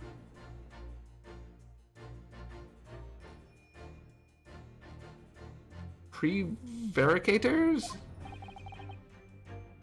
Observation.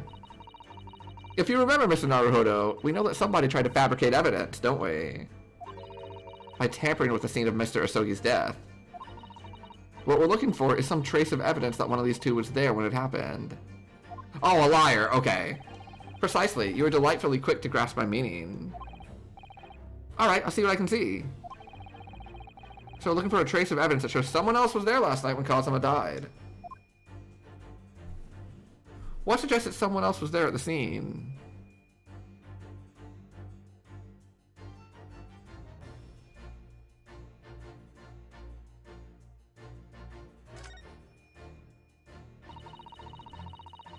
Certificate about the hat?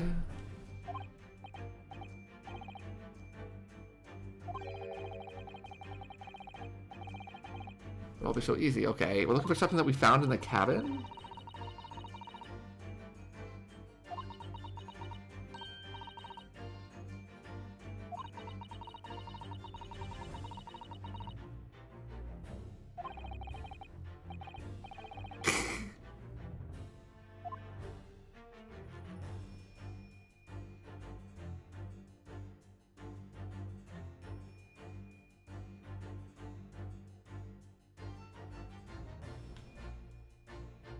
Oh, hello! Hello! Some kind of stain in an unusual place.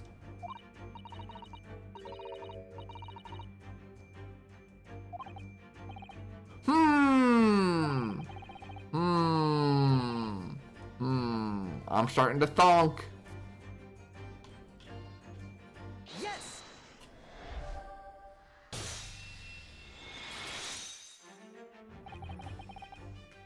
Stroganoff. You have quite a large purple stain on the back of your white uniform there.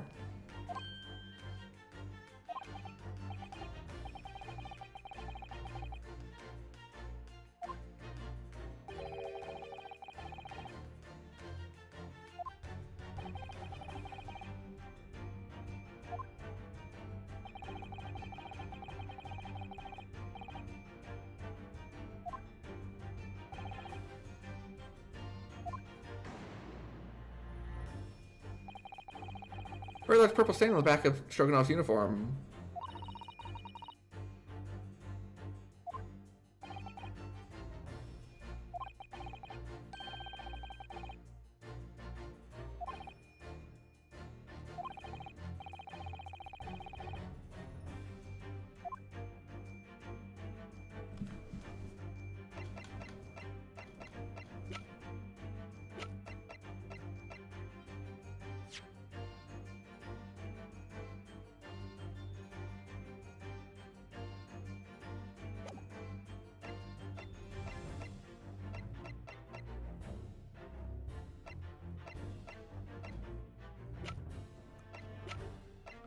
I guess it's here, because I know there was like an actual ink stain somewhere, but...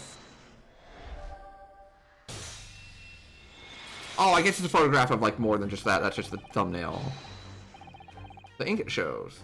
That's what's caused the stain on your uniform. Purple ink. The penny drops at last. Now you see the significance.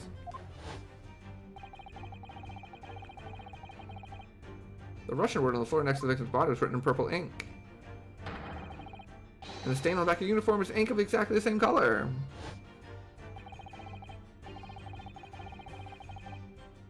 If it had been dry, it could have stained your uniform that way. Which means... you must have been present in the cabin in the moments immediately after the ink was spilt.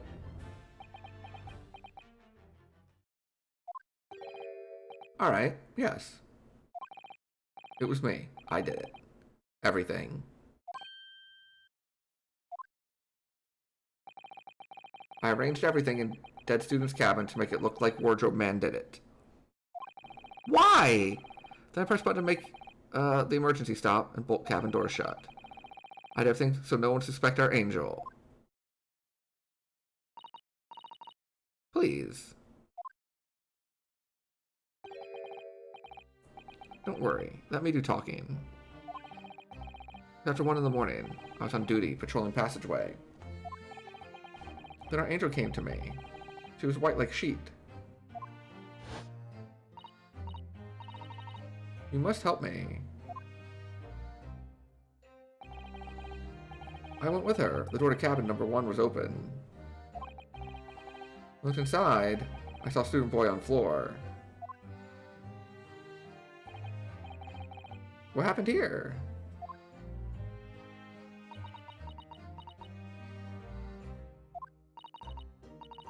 Please don't tell anyone.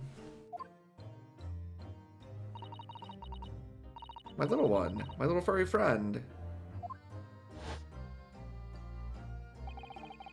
Everything that happened in cabinets like Angel told you. He escaped through the ventilator into Mr. Asogi's cabin.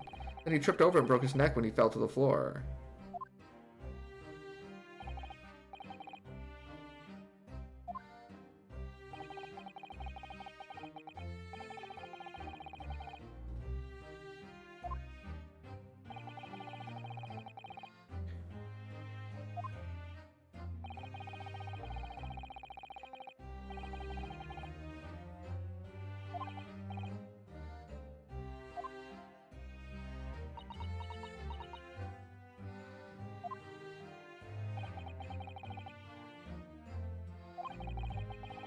So she opened to look, and you already know what happened after.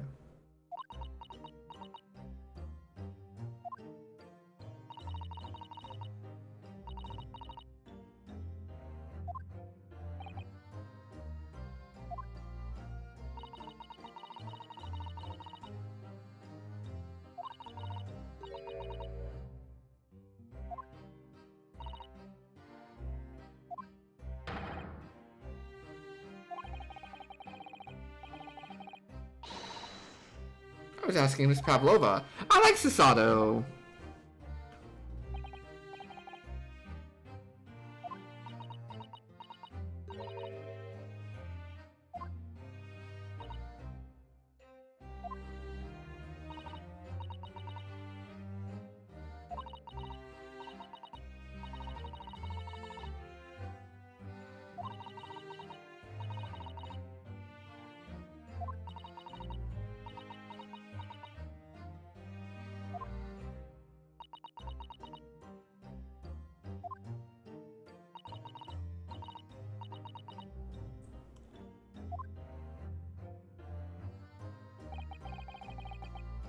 Is that finally it now? Have we discovered the real truth about Cosmo's death at last?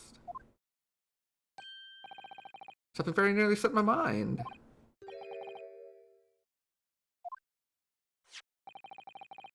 This photograph. Yes, I took this myself, you know. The cause of death was a broken neck. Therefore, the victim died instantly. An unfortunate incident that precipitated these events, a kitten on which the victim stumbled. If those are the facts, there's one particular area in this photograph that seems to me somewhat unnatural. What do you mean, unnatural? The hand. What are your thoughts on the matter, Mr. Naruhodo? Yeah. If you died instantly...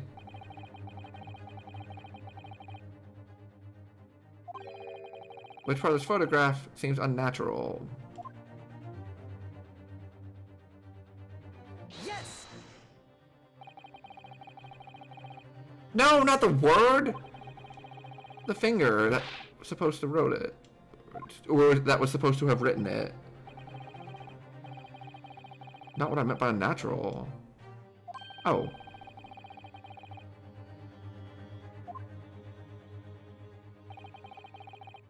Another point.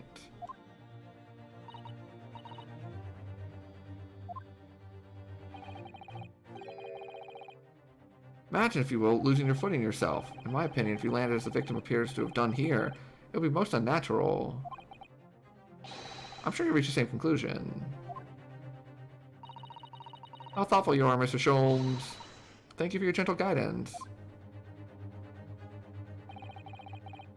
If Cosmo tripped and fell, and by some terrible stroke of bad luck broke his neck. This photographic print seems unnatural. Somewhere, Mitsuru is disappointed.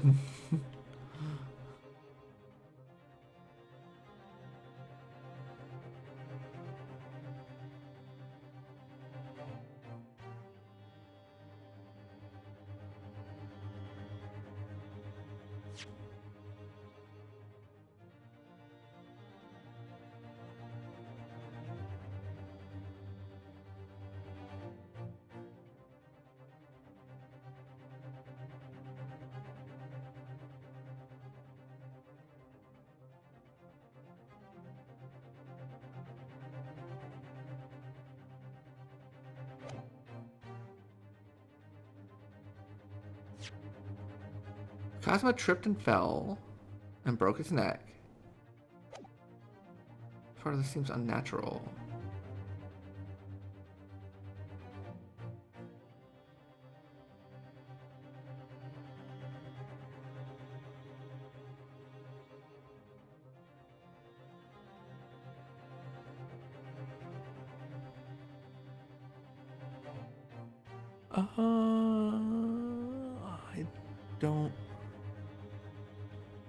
I don't know what it's asking me for.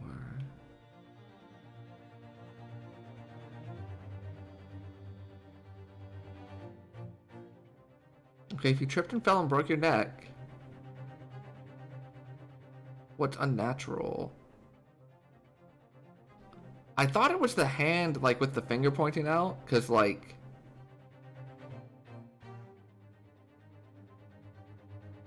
But it acted like I was talking about the word.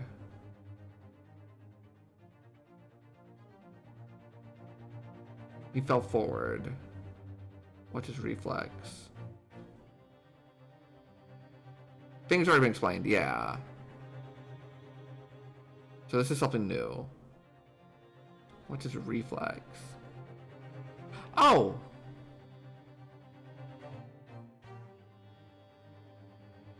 Oh!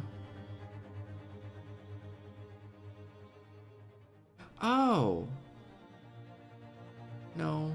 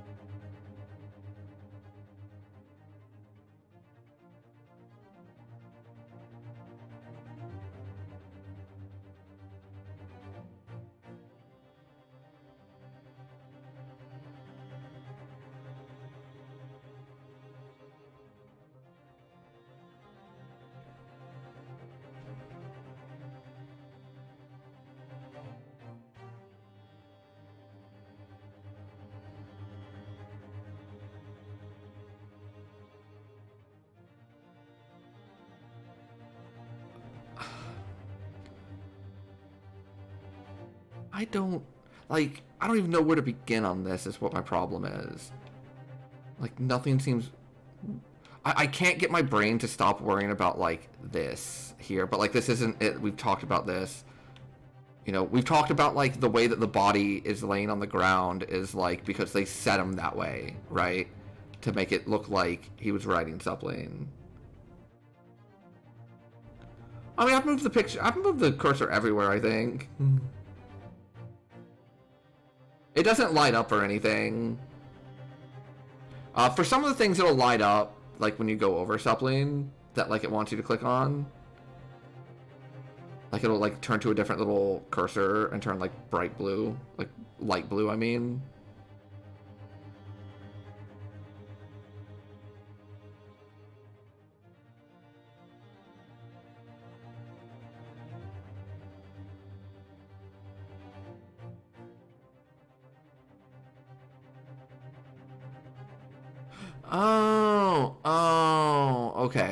Okay.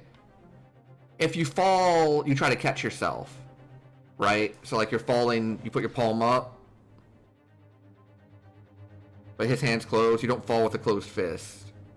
And if as soon as he landed, he died, his hand should be open. Is that what we're saying? Yes. Yes. If it fell due to an unfortunate accident. Yeah, that one, I needed all those hints for that one. I would not have gotten that one on my own. The exact same thought occurred to me. In a fall, one's instinct is to open the palms flat. Yeah, here we see the victim with his left hand tightly balled into a fist. Almost, you might say, as though he were gripping something. Oh, does he have like a piece of paper in his hand or something? You see that in like the murder shows all the time. Or like a piece of cloth or whatever. I investigated the victim's fist a short while ago. You did? And what, pray, do you imagine I found there? Mr. Sholmes? Show us, please. Why, of course, my dear madam. Would I keep you in suspense? That's what you're doing right now, buddy. Oh! No!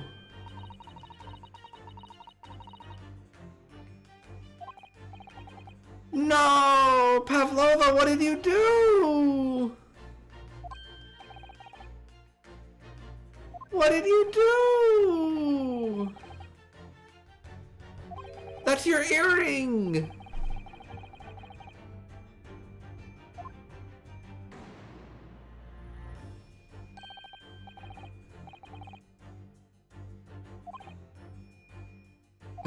I guess killed that guy is what she did. Oh,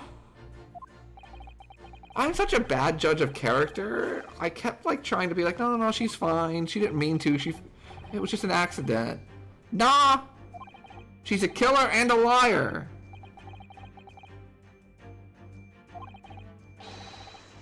You killed Kazuma.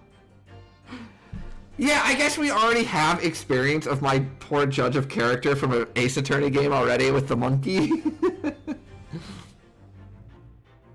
Oh, no. Oh, yes. Yes! Prevaricator. Miss Pavlova, I noticed that on your ear. Even though you have a metal earring, the decorative part of it seems to be missing. The little link holding it on must have been broken, I suppose. What? But looking at your other ear... I noticed a crescent moon! Rat jam, rat jam, rat jam. I don't believe it.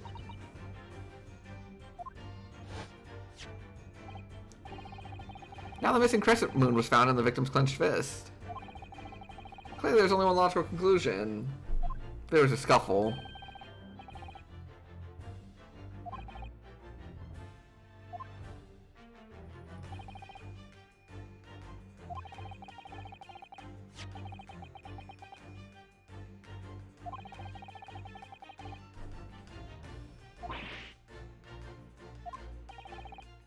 In other words, last night in Mr. Sogi's cabin, you witnessed the moment when the victim fell with your own eyes. In fact, you were quite literally at arm's length from him.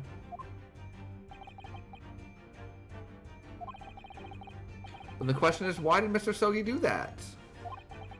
Why did he pull your earring from your ear and hold it in his clenched fist during his final moment?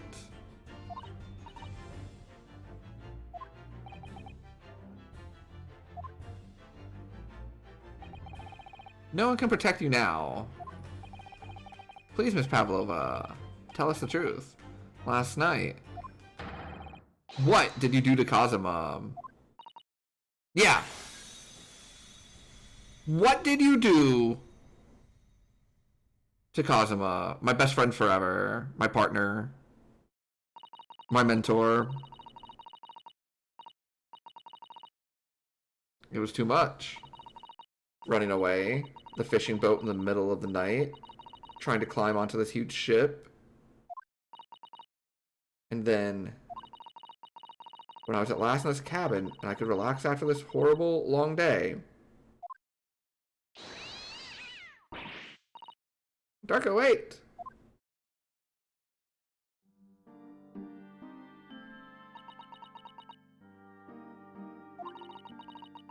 I couldn't believe it when she disappeared through the vent. I tried to call her with a little whistle. I tried waving her favorite toy. But nothing worked. Darko would not come back.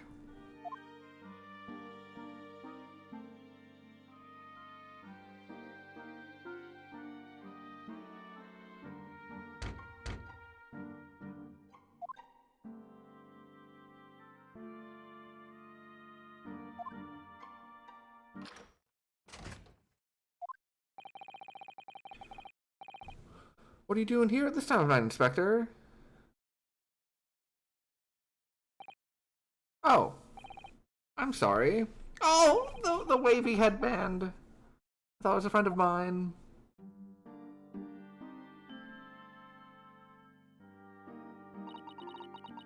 A young man from your country. He was very polite and kind. Yeah, he was! He helped me find Darka, and he promised not to tell anyone. Then why did you kill him? But when I had my friend in my arms again, and I was going to leave the man's cabin. Just a moment. Sorry, but...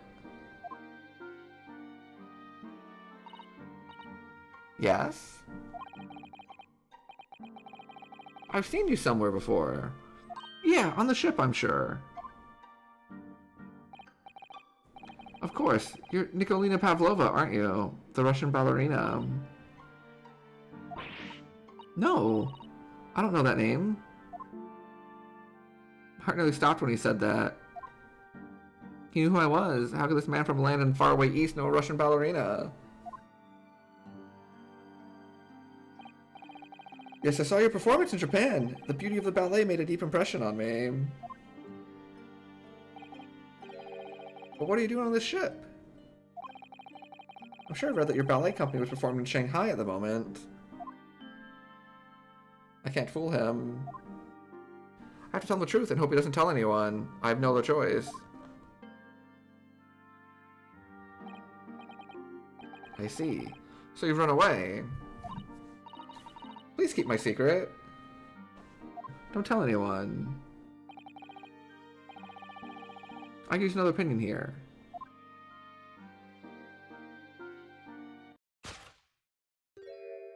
He's gonna pull that cord. He's gonna tell the captain. Why did I think I could trust him? Then it happened. Everything at once. It was only a second, but it felt like forever. Wait, I shouted. Barker jumped out of my arms and down to the young man's feet.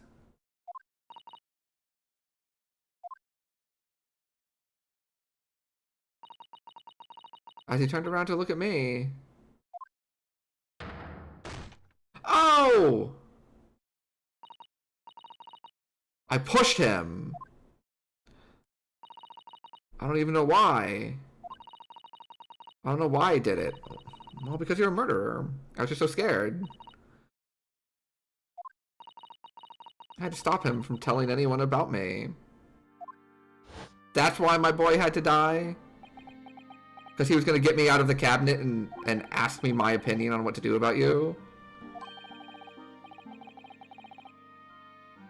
Because your cat jumped through the ventilator. This is why my friend had to go and perish.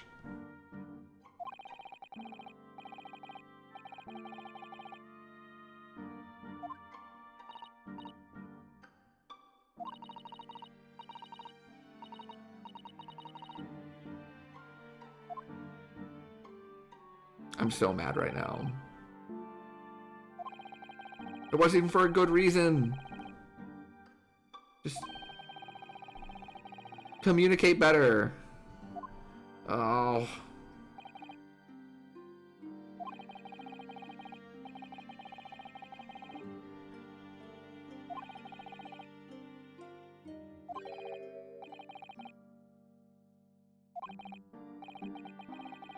That's when he found me.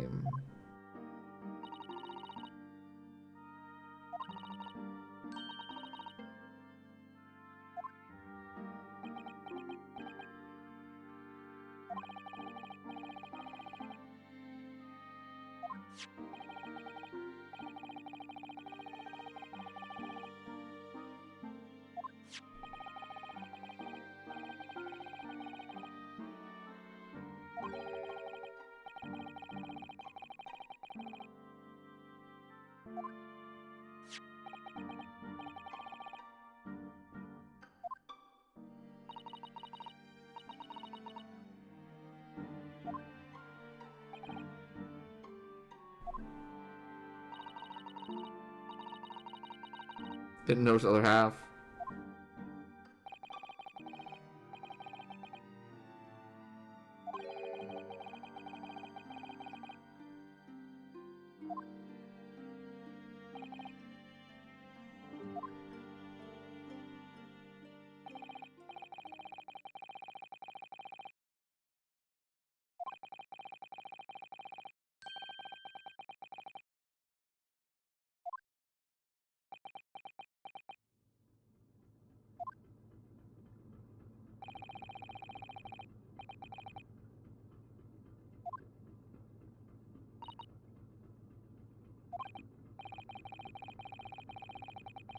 He'd run away from your homeland. And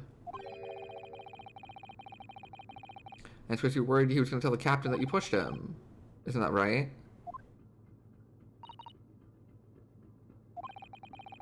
Even if he had pulled the bell cord and called for the captain of the ship. Aren't you friends with every member of this crew? Why would that have been a problem? Yeah!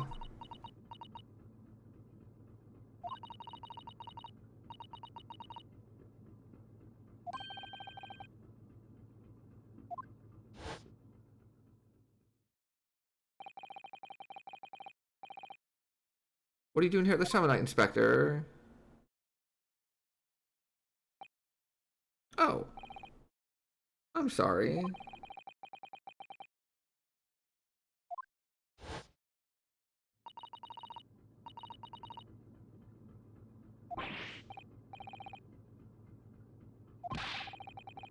We're supposed to be acting as his bodyguard. I thought the police knew about me. They would arrest me.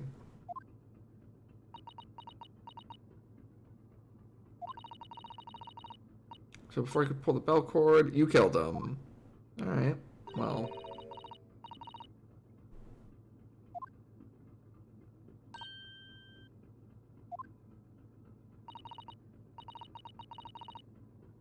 Does not seem to make sense. I agree!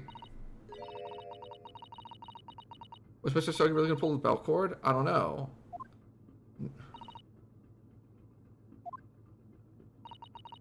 What do you think? No, I think it was gonna get me.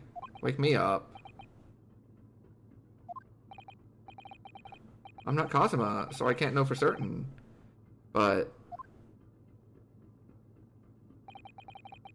he's a man of his word. If he told you he wouldn't give your secret away, then he wouldn't have done.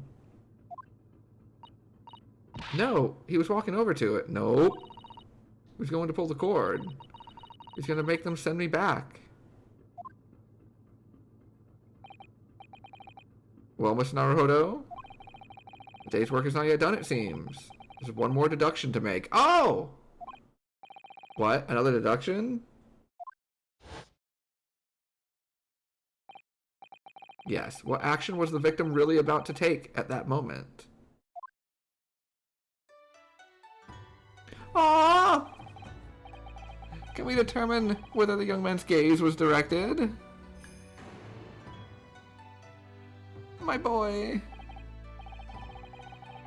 Consider the location within the cabin.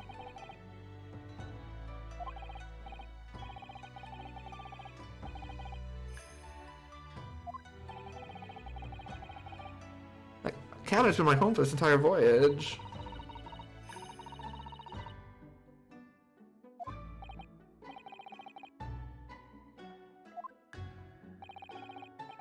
Are you ready then? Yes.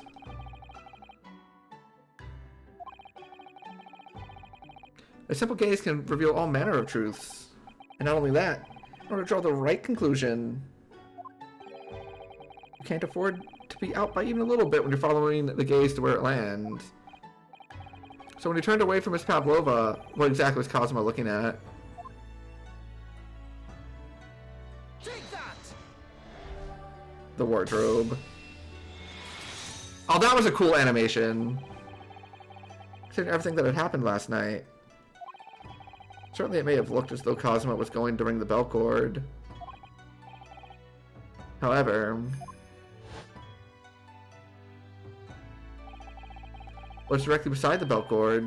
The wardrobe.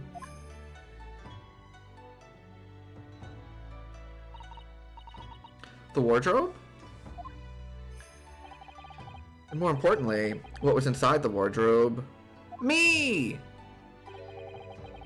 The man's great friend, sleeping soundly. Miss Pavlova, please, think back very carefully. What were Mr. Sogi's exact words last night? Give me a moment. I could use another opinion here. He was coming to get me, because he respected my opinion on what to do. And you killed him!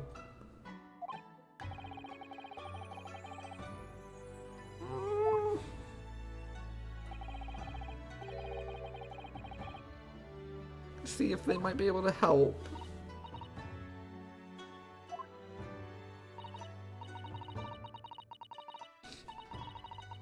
Can't know the truth for certain now. It's too late for that because you killed him.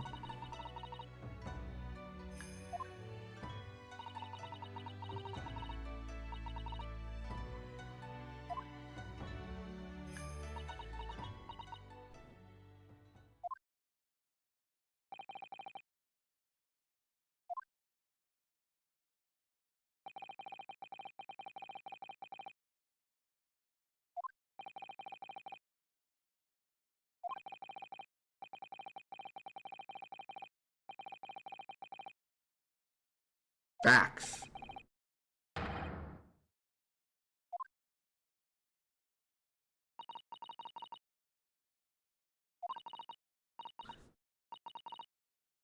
Are you? Are you though? Because if you were sorry, you would be like, oh shit, what have I done? And then like go get help. You wouldn't spend the next 24 hours covering up for it, lying, and trying to frame someone else for doing it so you get away with it. No. Your tears do not work on me, lady. To jail with you. Be gone. We've just covered this extensively for the past like 6 hours. You killed someone. And then tried very hard to cover it up with a co-conspirator.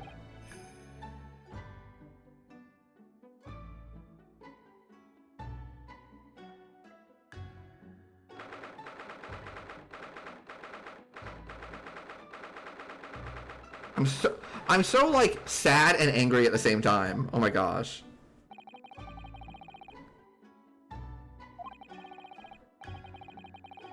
Once we reach Great Britain, she'll be handed over to the British police at Scotland Yard. Good.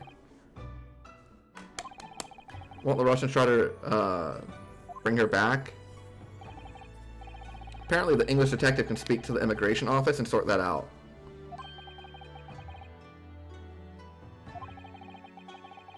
So she won't be going back to Russia then? Well, that's good. I don't think so.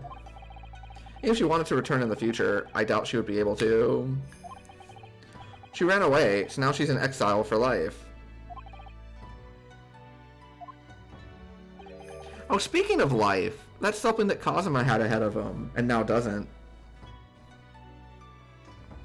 Cool. My boy deserved better. He deserves so much better.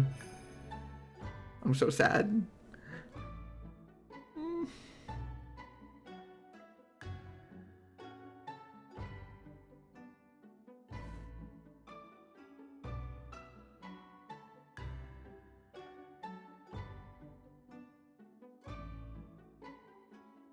We've also covered that she's on the run from a dangerous situation, does not want to go back. Oh, I understand.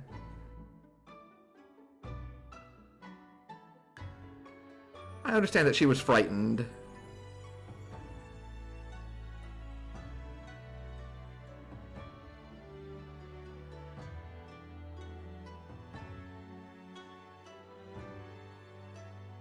I'm still trying to figure out this timeline of things, though.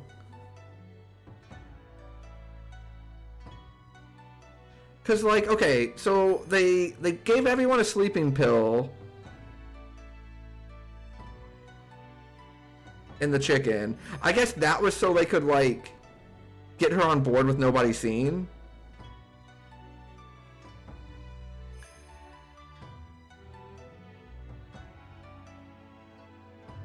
Yes, okay. Because it wasn't about the emergency stop. That just like was a side effect of being like, well, everyone's asleep. We can do this now to like lock this door. Part of the cover up. Okay.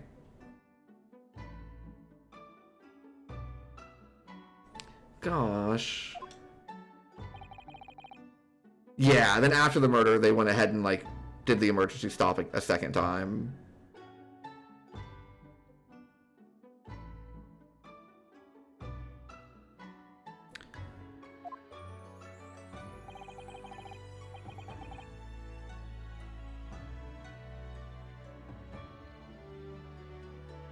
Yeah, first wouldn't have been like the emergency one, so it wouldn't have locked the doors or anything.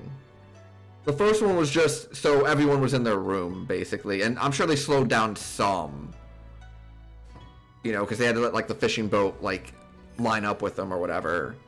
But it wouldn't have been like a, you know, slam on the proverbial brakes. The second one was, though, and that's what locked the door. I didn't think about you, about how you lost a good friend. I would like to remind you, again, that you didn't just make it look like an accident. If you had have just been like, hey, oh my gosh, a cat got in there and he tripped over it. That's such an unfortunate accident, I'm so sorry. You know, and you're just covering up for that, like, fine. Okay. I don't, like, agree with it, but I understand. But you actively tried to pin it on someone else and make someone that you know that is innocent spend the rest of their life paying for murdering someone they didn't murder. It's just one of the worst possible things you can do, right? Compounded with the actual worst thing you could do of actually murdering someone. But like, you did so many, there was just like, it was a series of significantly terrible decisions in a row. You go with Nina, give myself to British police. Yeah, I mean, that's what being an accomplice to murder is, buddy. Or I guess you weren't an accomplice to murder. You were, what do you call it when you're like the accomplice to cover it up? Is it aiding and abetting? Accessory! Yes, thank you. Accessory.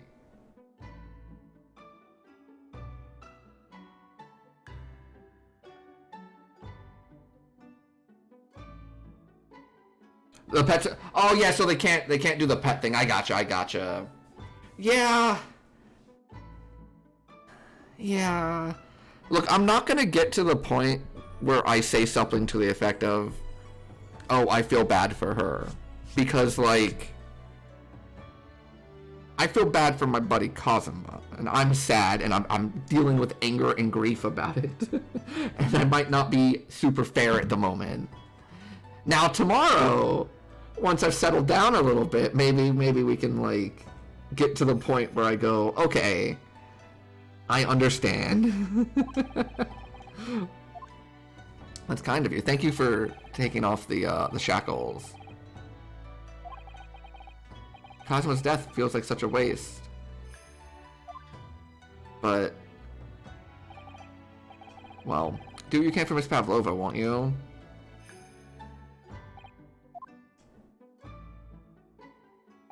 Hey, Inspector!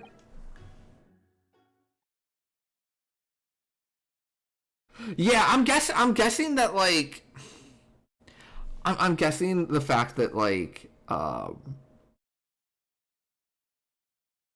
she was friends with, like, a large part of the crew does not mean that, like, she couldn't get in trouble for, you know, breaking the rules or nothing, right? We've already seen the captain beat the shit out of Hosonaga.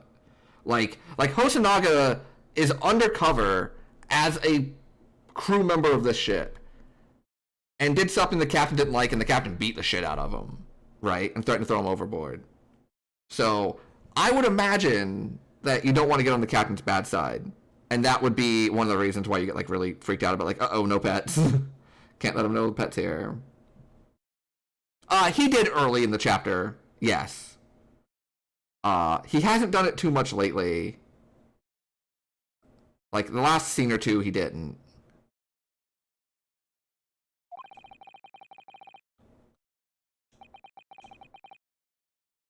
Yeah, Face Snake is also against the rules. My passage back to Japan? I did stow away after all. I wasn't expecting anything different. So you should go back to your cabin now.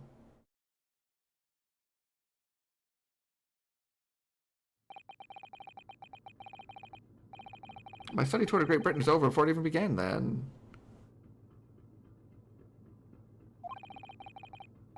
I think that only days ago, Cosmo and I were laughing together about how we'd tear up the streets of London. It seems like a distant memory now.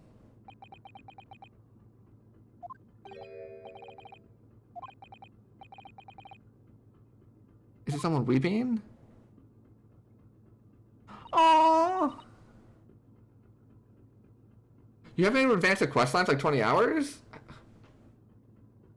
You never went to the place at night? Oh my god. And you have to go at night?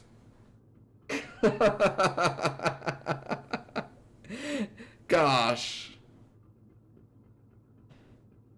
That sucks.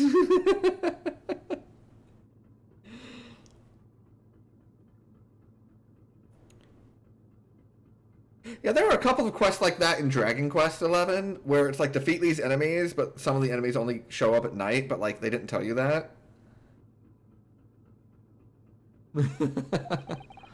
Sasato? Aww. Naruhodo, I didn't know you had returned. I haven't been back long. Inspector Hosonaga just told me I should pack. You know, ready to leave the ship tomorrow and all that.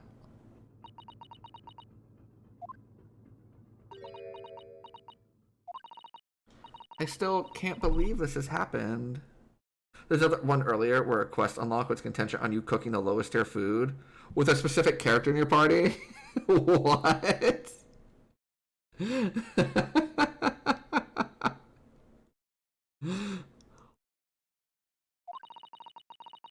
I can't believe someone's life can be over just like that. Susato-san. Oh, she looks so sad. I'm also sad.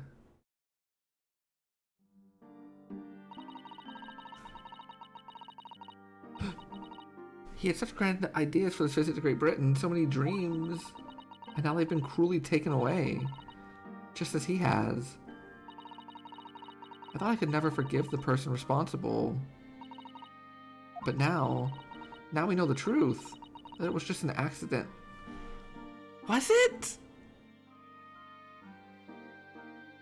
I mean, I guess if you push someone, you're not like expecting them to actually die.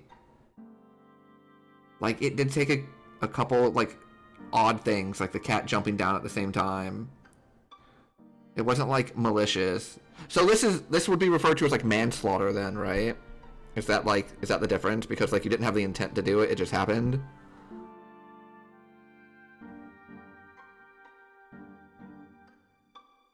I'm not a lawyer, I have no idea, like... Probably.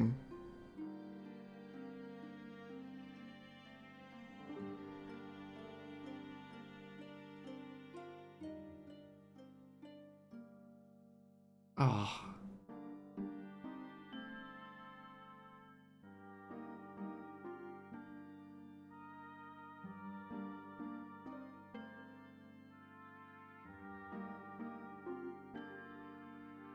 Yeah, so like...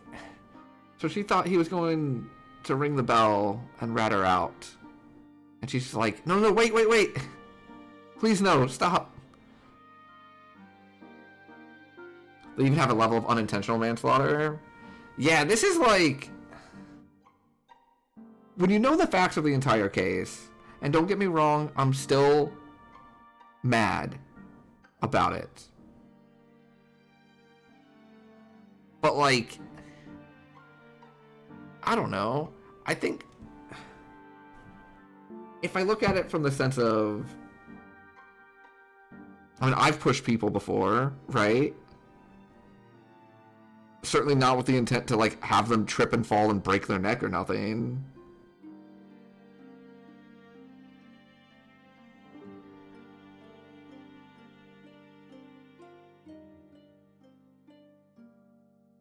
And it's not like she even went in there on purpose. She was just trying to get her cat back. She was like, hey, my cat jumped through the vent, I'm so sorry. And then he was just a big fan. Was like, oh, I loved watching you do ballet. Oh, this is so tragic. Just a silly series of mishaps. The cover-up is bad. Yes. Yes. Once that, like, up until murder, up until, like, death, I feel bad.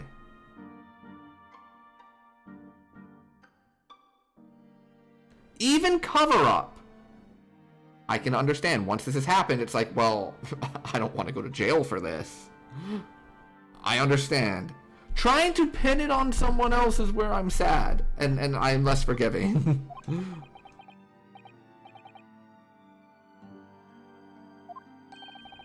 I wish there was Suplane. I could say. Inspector, my duty was to see Asogi-san safely to Great Britain, but I failed.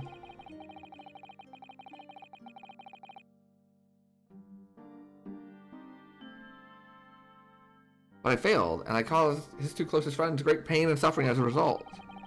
I've let everyone down, and I'll do anything to make up for my terrible blunder. Nobody blames you, Inspector. But you can take the handcuffs off. Huh?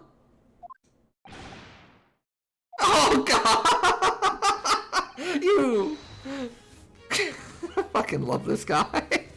He is the best. Just look at him.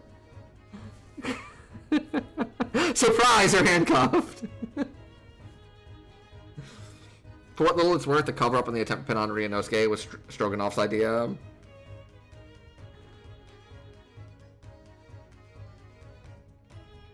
Awful little man, love him? Yeah, I love him too. Friendship tragically ended with Cosmo, now Sholmes is my new best friend. I really do love Sholmes though. Like, he's so, like, deliciously absurd in all the best ways. What is the meaning of this? Oh, a trifling matter. In my head, I think I shall always picture you wearing those shackles. Without them, the balance seems all wrong. It's distracting. Alright, but like, we should just talk about this instead. So I decided to restore them, for old time's sake, because like, this isn't cool. You are a stowaway after all. Ah, ha, ha, ha, ha. He thinks this is funny.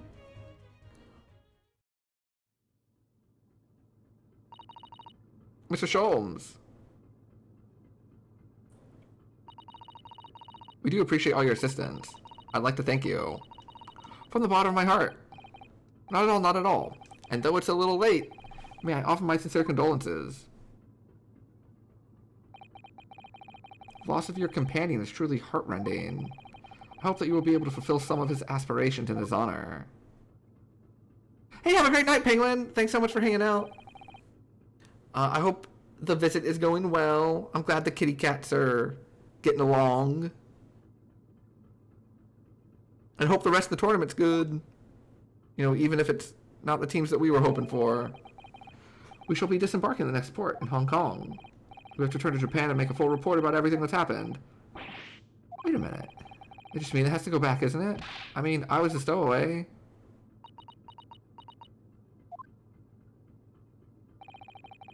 Returns to the study tour were negotiated by the Department of Justice in both Great Britain and Japan. There was to be one lawyer and one assistant. Was to be?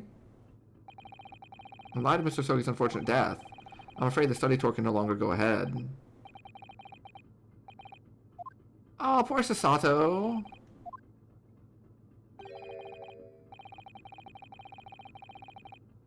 My dear fellows, the majority of problems have an extremely simple solution, you know. All you require is one lawyer, and the study tour can continue, surely.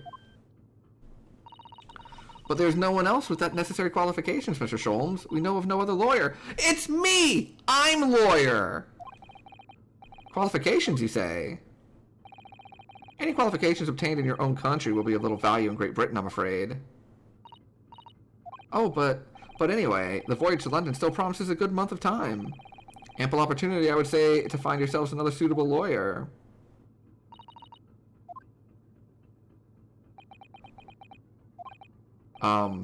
Mr. Sato? Do you think perhaps I might be able to do it? Well, you're not a lawyer, Mr. Naruhodo.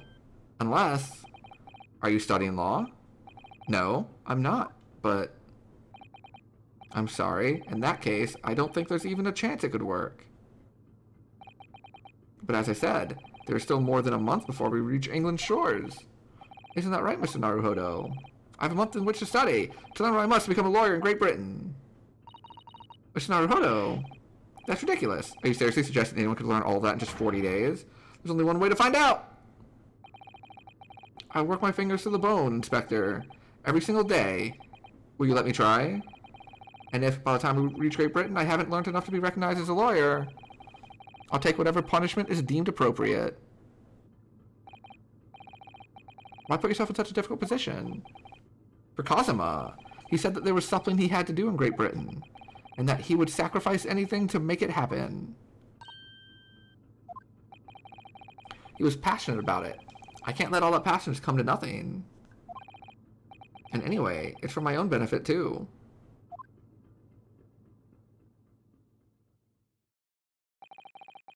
I'll become a lawyer. I have to. What do you say, Mr. Sato?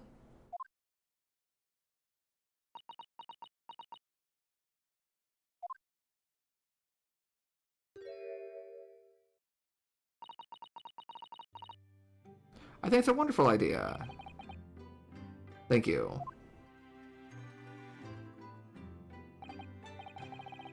So what does our bespectacled inspector friend say? Are you serious? One lawyer and one assistant. The numbers are indisputable. No, it's madness. Yet fascinating, wouldn't you agree?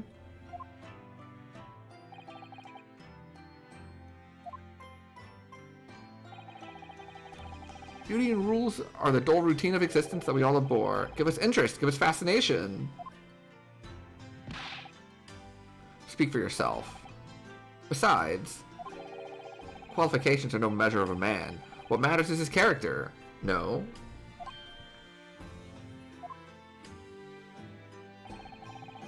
And you've witnessed ample evidence of this man's exemplary character today with your own eyes. From the early hours of this morning till this very moment now.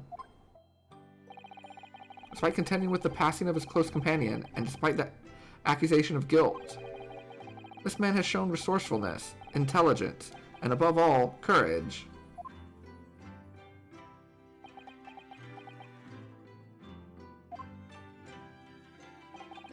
Very well.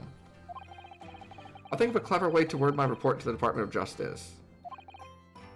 Inspector. After all, I did just make a promise, didn't I? I said I'd do anything to make up for my shortcomings here. Thank you, Inspector.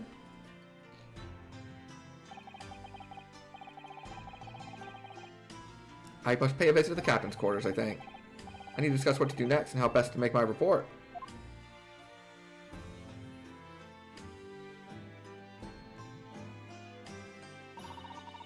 Are you really prepared to attempt this, Mr. Naruhodo?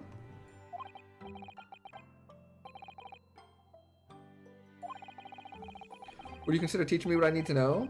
Everything about being a lawyer?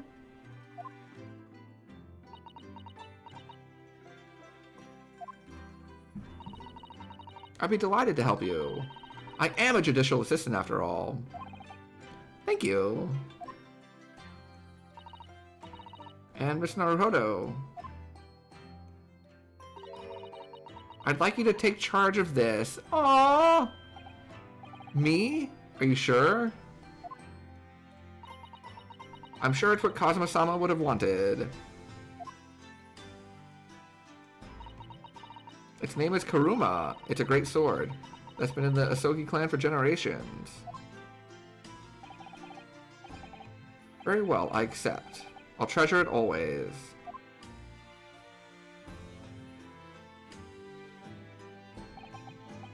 So then, Mr. Sato. It seems we'll be working together for some time to come yet. It'll be an honor, Mr. Naruhodo. And for the next 40 days, I shan't grant you a single minute of freedom. We shall fill every spare moment with study. Yes, that's exactly what I need. I like the book animation.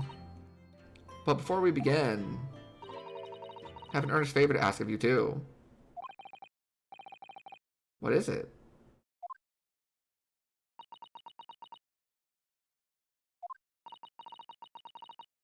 Please throw me to the ground? 3 times. Oh! So we're even for all the Sasato throws? I should never have doubted you. You were Kazuma-sama's closest friend. Of course you would never have done anything to hurt him. That should have been obvious to me from the start. But I allowed suspicion to get the better of me. And how upset I was feeling. It was completely unforgivable behavior. You were in shock.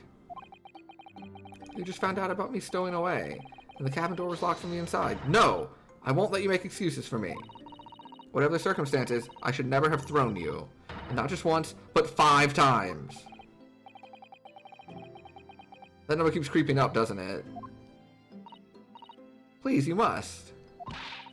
Take a hold of me and throw me. Do it. Don't even think about it. No, I don't even know how. I've never thrown anyone in my life. Very wise, Mr. Naruhodo. It isn't a skill one acquires without considerable training. Mr. Sholmes. I observed your throwing technique several times with great interest. I confess I was most impressed.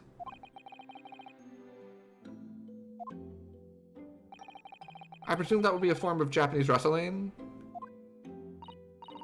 Well, in a way. It's not wrestling, but my own interpretation of an ancient jujutsu technique. Apparently it's called the Susato takedown. It leaves your head swimming, believe me. How beguiling. I'm a practitioner of the combative arts myself. I am a somewhat accomplished boxer. There he goes, dancing around again. I wonder if he'd be so kind as to instruct me on the technique of your arrest and throw.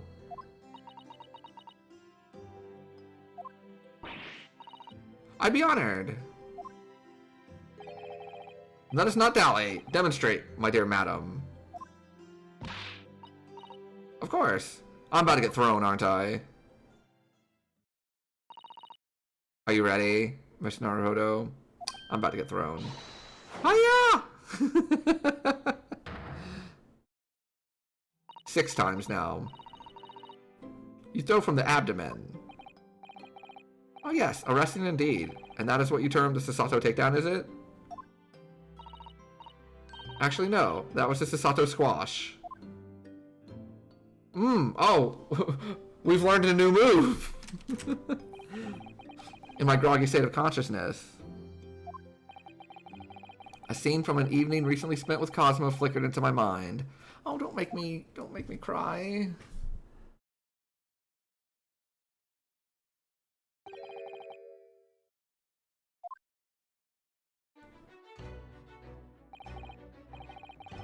It's a prize sword that's been passed down through generations of the Sogi clan. I can't believe you managed to get permission to bring it with you. I mean, taking a katana on a study tour is more than a little irregular, surely. Oh, he's so cool. A Japanese man's sword is his soul, Ryunosuke. I can't be parted from my katana. Kuruma guides me. I truly believe that.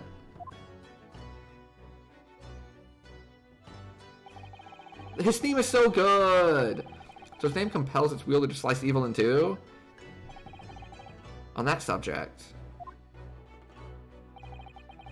there's something very important that I have to do in Great Britain. And I'll sacrifice anything to make it happen. I'd appreciate you seeing it through with me. Of course. Whatever it is, I'll see it through to the end with you.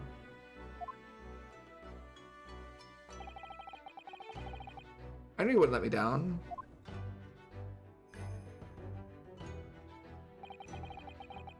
The important thing you had to do. I still don't know what that was.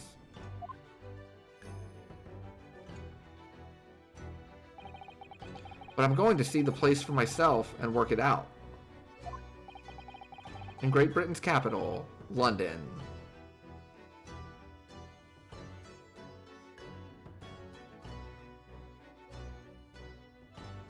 I'm also sad, 104. I've been sad for, like, the entire chapter. I would like to save my current progress, yes.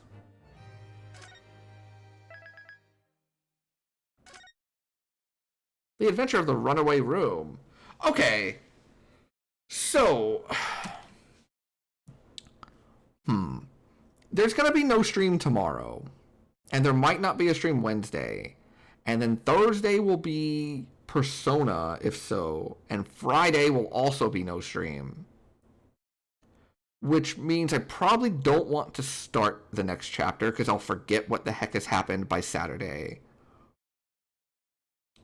So, I think this is a good spot to stop. I have to get up a little early anyways. They are coming to fix my air conditioner tomorrow. And when I say fix my air conditioner, I mean install a brand new one. Because mine crapped out on me the other day.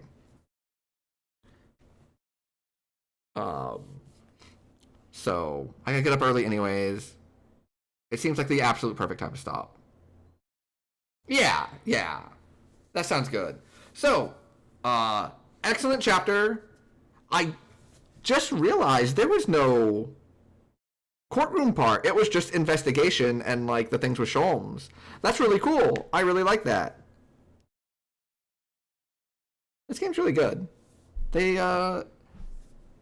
did a lot of things to like keep the same vibe going, but make it more enjoyable to play, at least in my opinion. Like, I'm having a really good time with it. Let's see. Let me find someone to send it to. I want to thank you all for hanging out. Really, really appreciate it. Yeah, I was a little skeptical on Sholmes initially. I really like Sholmes. Really, really, really good character. Have a lot of fun with him. Yeah, the buffoon act's only partly an act.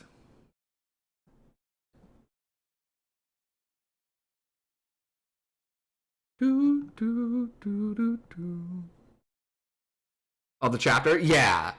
Yeah, like down the stretch, he was like really good.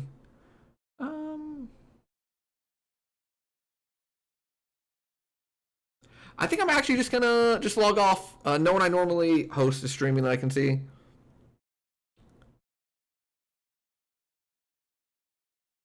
Yeah, once you meet Pavlova, he really starts popping off. It was really good. I really liked it. Good case. Poor Kazuma. All right. Good night, everyone.